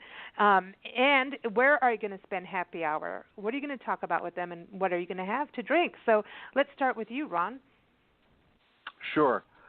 I mean, my dream would be to hang out with my grandfather and his buddies in some airport bar that overlooks the landing strip, and watch the airplanes come in, and maybe knock back a couple of beers and talk about what their experience was like. I'd love to be able to speak to them in person if they were willing to talk about it, which hopefully they would be. In my dream they would be, to find out from them what it was like to fly airplanes in 1916 and and deal with the challenges that they did. Most of these guys went on to become the CEOs of air stations, both in the United States and overseas, including my grandfather, who came back and was running Hampton Roads for a little while the regular commanding officer was out. He was subbing for him, but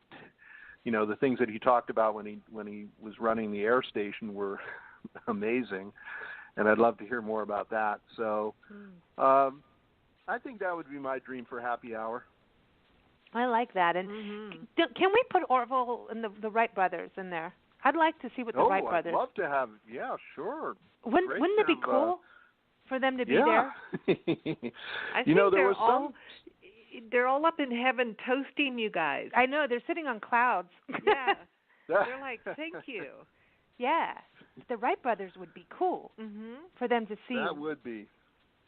And Glenn Curtiss too. He was a contemporary of the Wright brothers, and he designed most of the airplanes that the Yale unit guys flew. He was an amazing inventor and an incredible mind and very industrious gentleman. Love to be able to chat up with Glenn Curtiss about his early aviation experiences as well.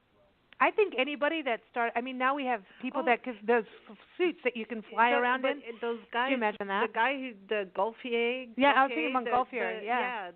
That invented the hot air balloon. Because they used that at some point. Yeah. That to me, people who had this vision of being up in the air and doing things, like that's crazy. I mean, even in the documentary when you talk about where they changed tactics from going over the ocean all the time to actually going over land and just going right there. I mean, that was some crazy stuff. That was I was smart. like, Dude, that's what reminded me of like how the fire, like how did you get that footage, by the way? I know we're in happy hour, but how did you get that with all the explosions and here comes the planes going across? Where did that come from with the green, like the, big flares of green?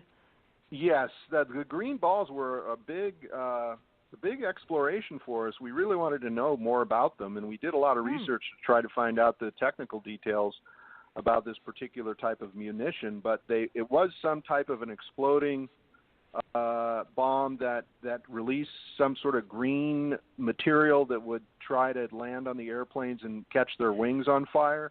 It was, and they would shoot up in a string, so you'd see them like a string of pearls firing up into the air, and then they would circle around. So we tried to figure out how we're going to depict that. But what we ended up doing was using some authentic photographs, still photographs, and then doing some animation over that. Cool. And moving the camera around to create those shots. But that was That's really cool. Fascinating. Yep. Wow. Okay, so Derek, let's talk about you and your happy hour choice. Would you like a green drink? I'm sorry, was I muted? Can you hear me now? Yes. Oh, okay. Boy, that's a tough one for me. It could very well be Duke Ellington or Louis Armstrong. Okay, you can have both of them. We can have them both. I can? Okay.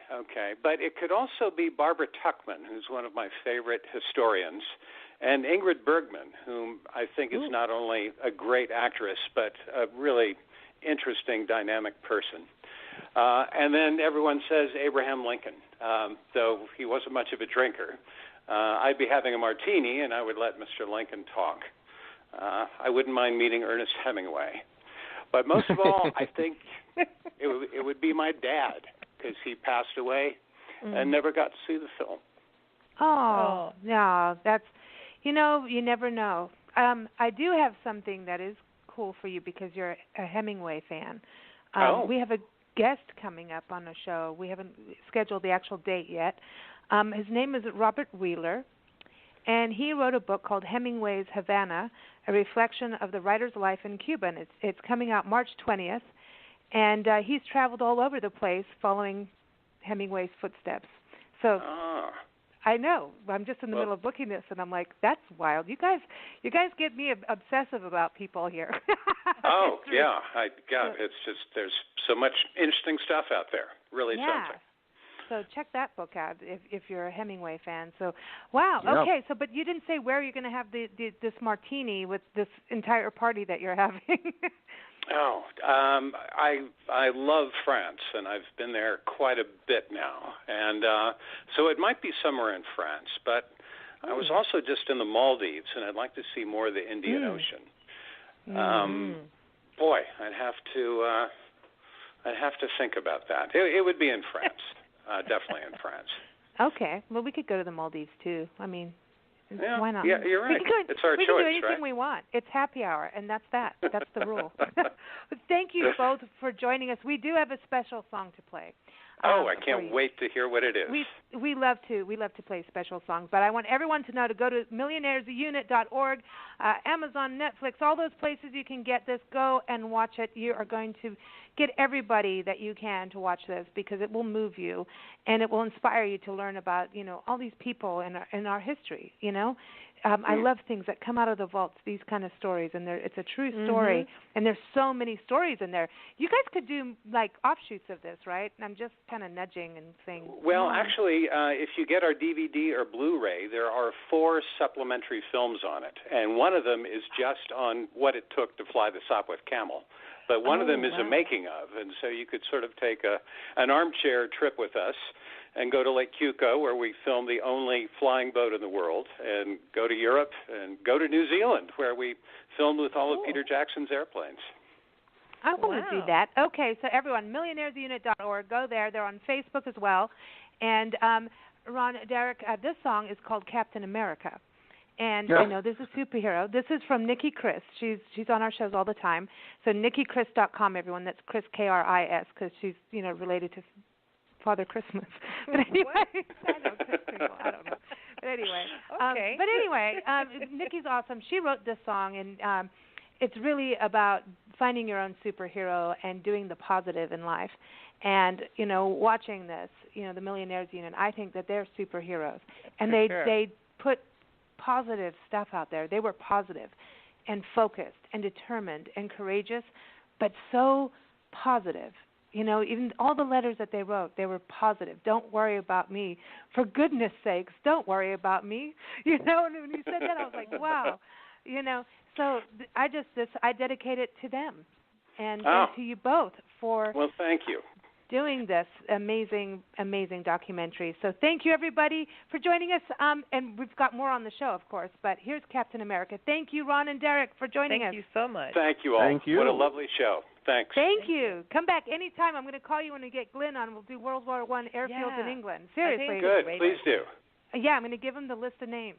So off we'll go. All right. Okay. Bye-bye. Here it is, everyone. Captain America, find your inner superhero.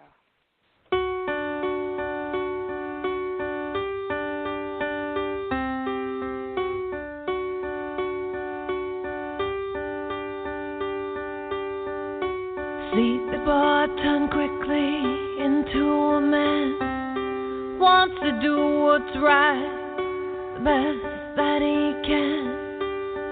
His strength is something that we have never seen before, out in the unknown and win noble war, created to stand the test of time. Soldier who could get behind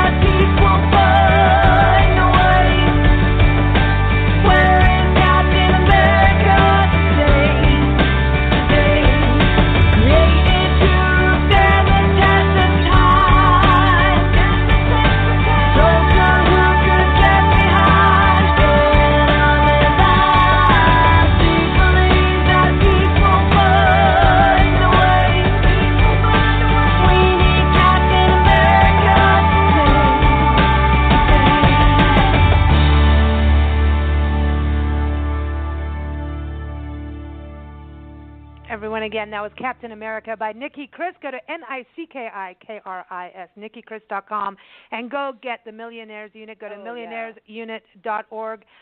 Get it. And you and I are still we're all like, I want to watch it again. I know. It's just so amazing, those stories. Like, I want to write their stories down, and I'm glad they captured it.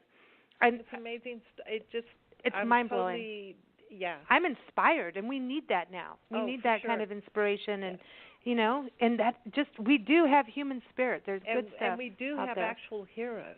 Yeah, we do. Yeah, we have Captain Americas. They're all Captain Americas out there. Okay, so here's a dilemma in life. What happens if you have leftover wine? We have no idea about that because, it just doesn't happen. It doesn't happen, but sometimes you do. Do you put it next to your stove and cook with it? How do you store it? It's going to change, a little bit. Well, what you don't want to do is waste it. No, and you don't spit it out. So everybody, I had a conversation with Hillary Larson. I said, some people have leftover wine. I don't know why, but can you tell them what to do with it? So she explained. Take a listen.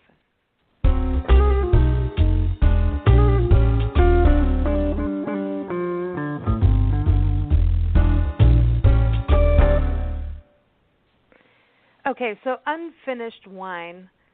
Seriously, does that ever happen to somebody? Yes, it does. Sometimes you buy this amazing bottle of wine, and then you decide to break up with your date. And then you have unfinished wine. I don't know how it happens, but it does happen. And we've got our 101 wine time with Hillary Larson again. She is a sommelier and also a wine educator and co-owner of North Winds Wine Consulting. She's one of our Big Blend expert food, wine, and travel writers and radio contributors. And I'm glad to have her back on the show to tell us about a problem that Nancy and I on Big Blend Radio never have a problem with, which is leftover wine. But go to her website, northwindswineconsulting.com. Hillary, do you ever really have leftover wine? Seriously, is this a myth? No, I do sometimes. It does happen. We'll open a bottle of, say, white wine, and we'll each have a glass, and then we go, I think let's go on to open that red over there. So we've got maybe a third or half of a bottle of wine. Yeah. It's perfectly good wine, but we just want to save it and drink it the next day. So, yes, it can happen, even in the best wine households. Actually, I will be honest, Nancy, and I've had that time, and it's just okay, I don't feel like any more of that. It's it is more of I want to change flavors at this point. It's a movement on. But sometimes, you what happens when you really do get that really special bottle of wine, and then all of a sudden it's you think you're going to, you do plan that romantic night, and then it's something interrupts it. You're dating a doctor, and the guy, has to go deliver a baby, and then you're sitting there, and you go, am I going to be nice and save the wine for when he comes home, or I'm going to sit and drink it out on the patio and look at the stars and go, he's delivering a baby, and I can just take this time and wine all to myself. Then you go I'll be nice. It depends on where you are in your relationship, I suppose. But what happens with the really good bottle, you got a really good Mourvedre that you just you've brought it in from Chile or Argentina, and it's one of these amazing wines, and then it's uh-oh. Because sometimes things happen. That's right. Well, we've talked about this before, how oxygen can be the enemy of your wine. And if you leave wine exposed to too much oxygen for too long a period of time, it'll start to break the wine down and it will go off. So what you want to do is remove that oxygen that's in the bottle. So if you just take the cork and put it back in the bottle and leave your wine on the counter, it might last for a day. But if you take that bottle of wine and you remove the oxygen out of the bottle and put it in your fridge, it'll last much longer. Maybe, 1 to 3 days for a white and 4 or 5 days for a red, depending on the particular grape variety. And there are quite a few tools you'll find out there if you start looking online at all the little wine gizmos and things. There are several products out there that say that they will protect your wine. You can get cans of argon gas that you spritz in, and that pushes the oxygen out of the bottle and leaves a protective blanket of argon over the top of the wine that's still in the bottle. Pardon? When you hear that, to me now we're putting chemicals in our wine. Is that okay? How do you get rid of that? That freaks me out a little bit. It's not a chemical. It's just an inert, tasteless gas, but it's just in a slightly higher concentration because it's in this can. Okay. So, and it's not an aerosol can, really. It looks almost like, when you buy WD-40 and it's got that little straw. They come with those little straws.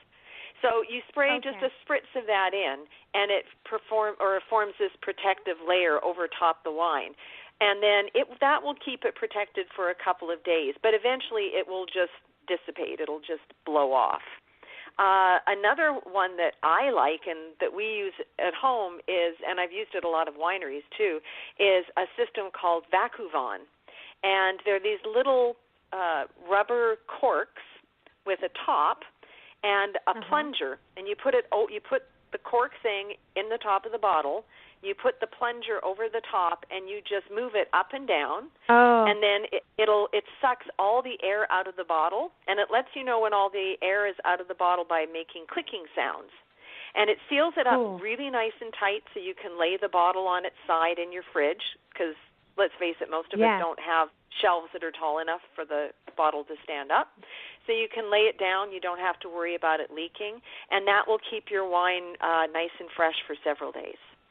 And even longer if it's a red. I mean, so if you remove the oxygen and keep it cool. So when you look at this bottle and you say, okay, I got this amazing bottle of wine, I'm going to save this, do you go, I'm going to save you, but I'm going to suck the oxygen right out of you? I am. And like even if I'm tired and I just want to brush my teeth and go to bed, I'm in the kitchen just pumping all that oxygen out of the bottles. I know it's weird because you're saving it, but you're sucking the oxygen out of it. This is interesting. I never, because some people go the leftover wine they're using for cooking, and I go okay, now where are we with that? That's a whole other thing. Do we? Oh my goodness. I remember. Yes, I have heard horror stories. People telling me that, oh yes, we had this wonderful bottle of wine and we liked it so much and we didn't finish it, so I put it beside the stove to use it in cooking. And I said, oh, that was wonderful. So you used it in a couple of days. What did you make? She said, oh, no, dear, it was so good I couldn't use it. It's still sitting there. That was been 5 years. No, then and I didn't have the heart to tell her. Yeah, it's past vinegar even. Oh yeah, because now there's like a vinegar or a syrup thing like you're talking about. I know we've talked about this on the show before about this white wine that just was like a syrup. So others will go vinegar because also the heat. Isn't the heat bad too for it? Yes, even the heat vinegar is bad. I don't keep near the stove. No, and sometimes you'll see these beautiful kitchens, and they have the little wine racks built in beside the refrigerator or, beside the stove. And those are the worst places you can keep your wine because it gets really hot. I mean, once wine gets to be over 82 degrees, it starts to break down. It'll age 4 times faster than it's supposed to. And if it gets over 90 degrees, it actually starts to cook. So, imagine what some of those wines go through. Not a pleasant experience. Now, if it becomes vinegary, now would you use that in a salad dressing? Honestly, how do you know, or does that go bad, at that point? It does go bad. It's usually bacterial spoilage that will make it develop that vinegary smell.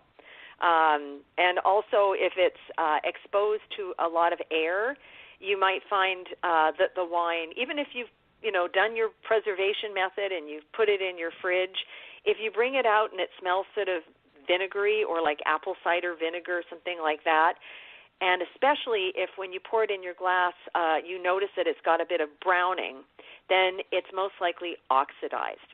So very similar to when you cut an apple in half, it starts to turn brown because of it breaks down, starting to break down from the oxygen contact. That's exactly what is taking place with the wine.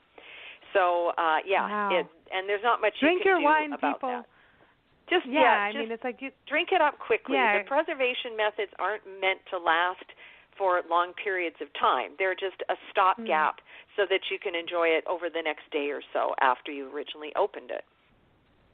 See, because it does that oxygen. You want that oxygen so it breathes, which you've taught us about, and at the same time you don't want it to have too much. It's that balance. So it is about open it up, let it have some air, and then start sipping, not too fast, and then don't let it go for 2 days, no matter what you do. So I like the method you were talking about, the what would that tool be called to suck out the oxygen that you're talking about? The brand name is called Vacuvon, VACUVIN. But there are also other companies that make very similar things. So you just want to look for sort of the little special rubber corks and the plunger attachment, and you use the two of them together, and it's not very expensive, and you use them over and over. I've had some I've been using for decades. So that's they're kind of very like how you cost-effective. get the beer, like Grolsch and stuff like that. It's kind of like that, and not like it traps it really well. Like it seals in, but I know you're sucking the oxygen out. But like those little things that just snap on and. Yeah, I know what you. This will sound provocative just now if I keep going, so I'm not going to keep going. I'm like, here, it's a snap-on tool for wine. But anyway, so what about if you're going to cook with wine? I'm weird about this. Like, I think when we make cocktails and stuff, there's people who say, "Oh, don't use the best because you're just making a cocktail and mixing it with things." And I don't really agree with that all the time. I think it depends on what you're making. And I think it's going to be the same in cooking, but maybe I'm really wrong. Maybe I'm a bad cook. That is probably really true. Well, I'm a firm. I would agree with you, and I'm a firm believer that if I wouldn't drink it, I won't cook with it. So, it doesn't have to be your very best quality wine. It doesn't have to be expensive. But it should be a sound wine without faults and flaws. And then, then that's what you should put in. Because you wouldn't drink a nasty-smelling bottle of wine that was, spoiled. So why would you put it in your food? Yeah, and that's the smelly thing is a big deal. We have to watch that. You do need to smell because and it's so weird. We've done all these interviews over the years with chefs and wine experts like you, and there's always this thing about smell. And then we interviewed a lady the other day on home design, and she refurbishes furniture and all this. I'm like, well, what's the first thing? How do you know if it's like, good furniture or bad furniture that you're going to restore? She goes, I smell it. I was like, you've got to be kidding me. So basically, we are all walking around the world smelling everything, what we put in our mouths, what we put in our house. But it seems like smell has become the big thing that we need to all do. But like with wine, that's part of, isn't that kind of like the training of knowing what is good wine, like wine that's like healthy, and sick wine at that point? You have to learn that difference between the wine because there's always that weird musky kind of vibe to it when it's not good. Well, yeah, there are, even good wines can go rogue, can go bad. And it can happen through problems during the making of the wine or the shipping of it, the storage of it. A lot of things can go wrong along the way. And I think what you might be thinking of is when somebody tries a wine and says, oh, I'm sending that wine back because it's corked. And we hear that, and people say, well, what does that mean, corked? Lots of wines have corks in them. What does that mean? Well, what people mean is that it's got something called cork taint. And it's also known as TCA, which stands for its really long formal name. Are you ready to geek out, Lisa? Yes. It's called 2,4,6-trichloranisol. So that's why we call it trichloranisol. for short. I like this. That's a good new trichloranisol. But 2,4,6. And that is a bacteria that can occur in the cork. It can also happen in this wine cellar too, but most frequently it develops in the cork as it reacts to the gases and substances in the wine. Modern cork producers have pretty well eradicated it. It's a very small percentage of corks that go bad, but when they do, they interact with the wine, and the wine will develop kind of nasty aromas, things that smell like a musty, damp basement or wet newspapers or a wet, dirty dog, And let's face it, our noses are safeguards, aren't they? That's why our nose will tell us, oh, don't eat that because it smells like it's going bad. Or don't buy that old chair because it smells musty and nasty. So it's our nose is telling us this wine has been spoiled. It's unfortunately not good anymore. And it can happen to wines in all price points, and sometimes very expensive wines. And so understand that too when you're cooking, like you were saying, when things turn into vinegar that you've had it next to your, oven for 10 years, and you don't want to do that. Yeah, people think you can, but I see people do that with vinegar, and I'm like, you're heating the vinegar. That's going to change. Anything you put near heat is going to change. Chef Jeremy, he always teaches us to put things into the fridge because it prevents osmosis. And the conversations we've had with you over time, it's like it seems the same way with wine is prevent osmosis. Keep it cool. Prevent that. It's the osmosis thing is really about oxygen. Oxygen gives life and it taketh away. So thank you so much for the information on that. But we got to watch our oxygen. So it's interesting how it works, isn't it? But it's everybody good again, and it's bad. Friend and foe. Yeah, well, that's life, man. That's how it works. Everyone, northwindswineconsulting.com, especially if you're a winery, a restaurant, anybody in the hospitality industry, in the education world that, connects with wine, that's a great place to go to get some extra knowledge. And I know Hillary teaches people, so northwindswineconsulting.com. And also go to blendradioandtv.com, and you'll find Hillary in our expert department, and you can read her articles on wine tasting and wines, and also about all the destinations she goes to. I mean, you've gone to Bandol to, I can't say it, Chateauneuf. I can't say it. I need help with that. Chateauneuf du Pape. I had it halfway. Nancy's got it down. Nancy can say it now. She walks around saying that all day long. So, that's her thing. But anyway, thank you so much I'm for glad the to hear education it. as always. And everyone again, also Hillary's on Twitter, Facebook, and Instagram at North Winds Wine. Thanks so much. Thank you.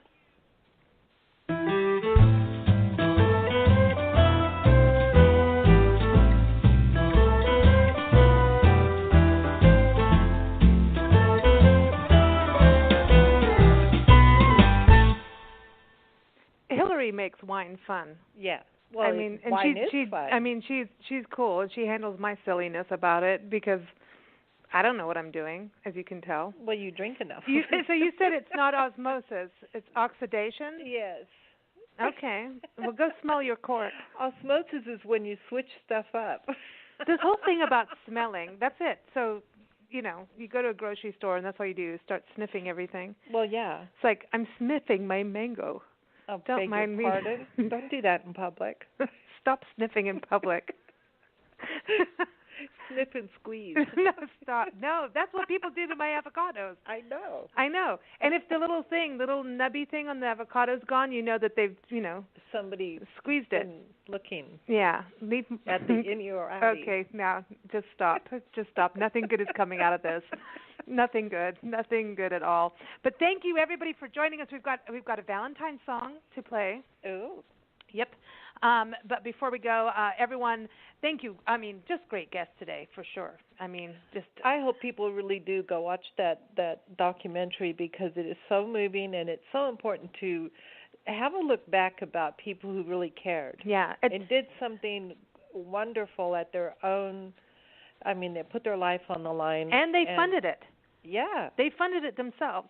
So that's everyone, what this country's about. Not the stuff that we're looking at today. Isn't it fascinating how Levitt, who ended up, being an advisor for Truman, who was really good about that kind of thing. Yeah. I mean, he paid for his own postage stamps. Wasn't he the one? Yeah. He didn't. He didn't even want a salary, and he wanted to pay rent to be in the White House. He didn't want to take from the country. He wanted to give. Be a real public servant. Yes. So and I think wish that's that spirit was alive and well today in the White House. This story is so cool. So it's the was. Millionaires Unit. I love saying that. Anyway, then don't forget Wayne Avershaw's book, also Roll the Dice. I mean, that's cool. I think that we need to have political scandal stories and books so we even understand more. And he was fun. I enjoyed that. Talking about rock and roll stars being politicians, and Tyler Sloan keeps to go on. So, Hey, right on. I dig that. And Hillary is always as fun on the show. She makes history and wine fun. Yes. She takes the snobbery out. Just saying. She's cool. We don't need snobbery. I know. She'll be back on our show on February, I believe it is, February 23rd. She's going to be on talking about her trip to Whidbey Island in Washington State. Cool. Yeah, so we're looking forward to that, Hillary. We'll see you soon. But everybody, some music. Before we go, we'll be back on, you know what? It's President's Day weekend coming up, so yay. We're going dark. We're not going to be here. We're going to go hike, and we're going to do things and take a break. So there's lots of, podcasts out there from us that you can catch up on.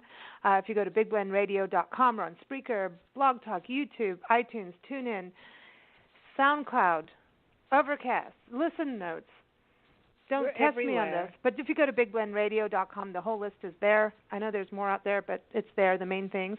And but we will be back on Wednesday, February 21st, for a week from now. It's our Parks and Travel Show.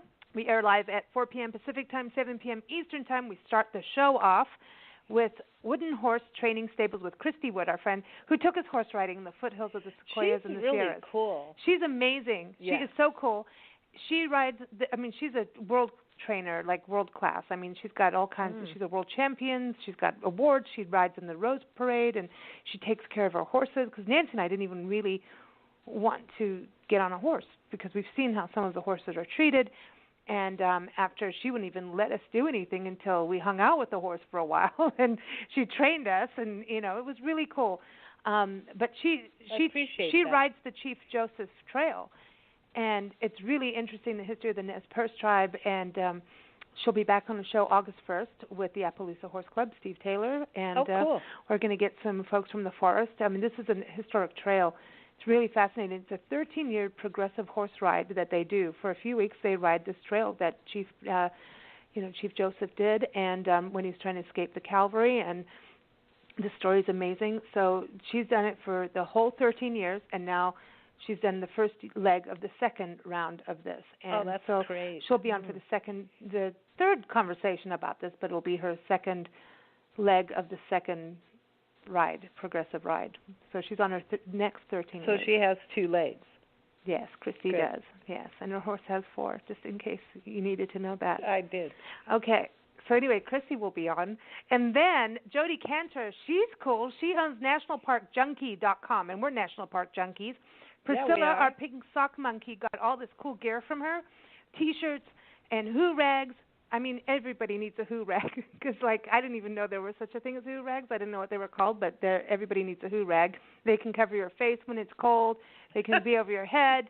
You can put them in all kinds of ways. You can wrap them around your neck. Date for Valentine's Day to cover their face. You can wrap them around your neck to take the sweat off, and they're really cool. But she's got T-shirts, decals, bandanas, and they all say National Park Junkie, and they have footprints for hikers, and then there's all 59 national parks on a map. It's super cool for all of us who are into that. And so nationalparkjunkie.com, I chatted with her, and she was talking about all of her trips, man. Alaska, Acadia National Park. Yeah. She went everywhere. I mean, she's been to Glacier. She's been to the Everglades. That's a beautiful place. She's on her way to Alaska this year, so we'll have to talk to her again. She's super cool. And then I found this really cool thing. It's called Hello, Alvin. Hello, Alvin. I'm sick.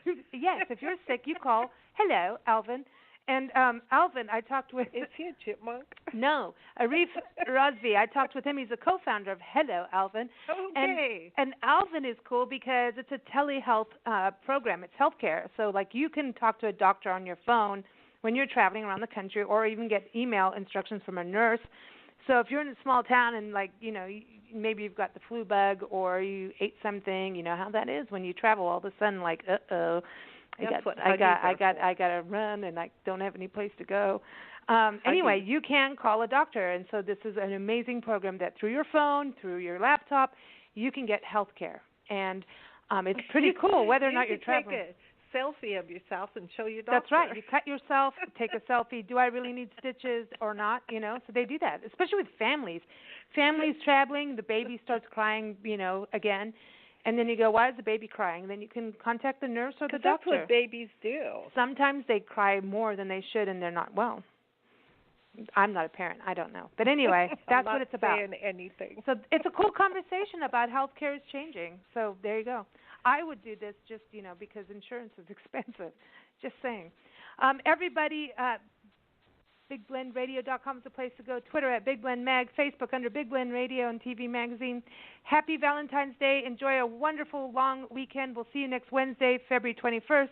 Here's the Valentine's Day song. It's called Valentine Heart. This was originally written by Tanita Tikaram, one of my favorite 80s musicians. She's awesome. And the Madisons covered this. And the Madisons, we love the Madisons.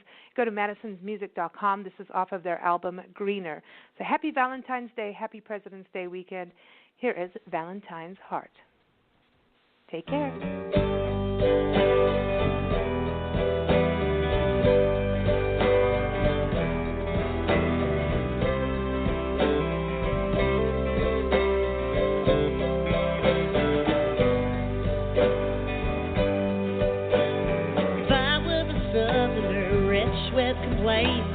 Would you take me back to your house, which is sated with lust and a listless shade?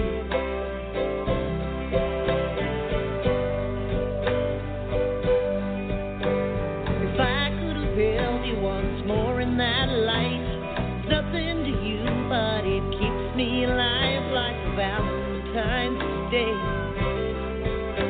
It's Valentine's Heart anyway.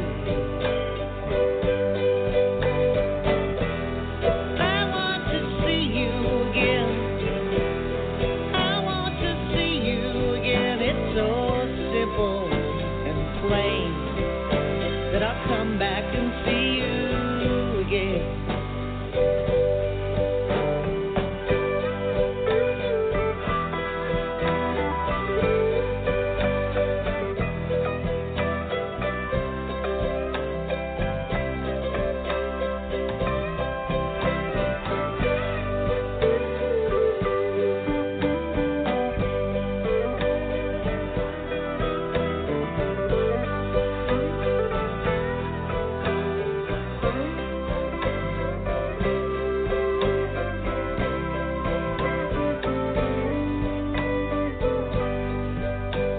The lie is the angel, it doesn't exist. Tell you it's funny, but you like to twist up my words. It's a shame you're so young. My word, it's a shame I'm so dumb.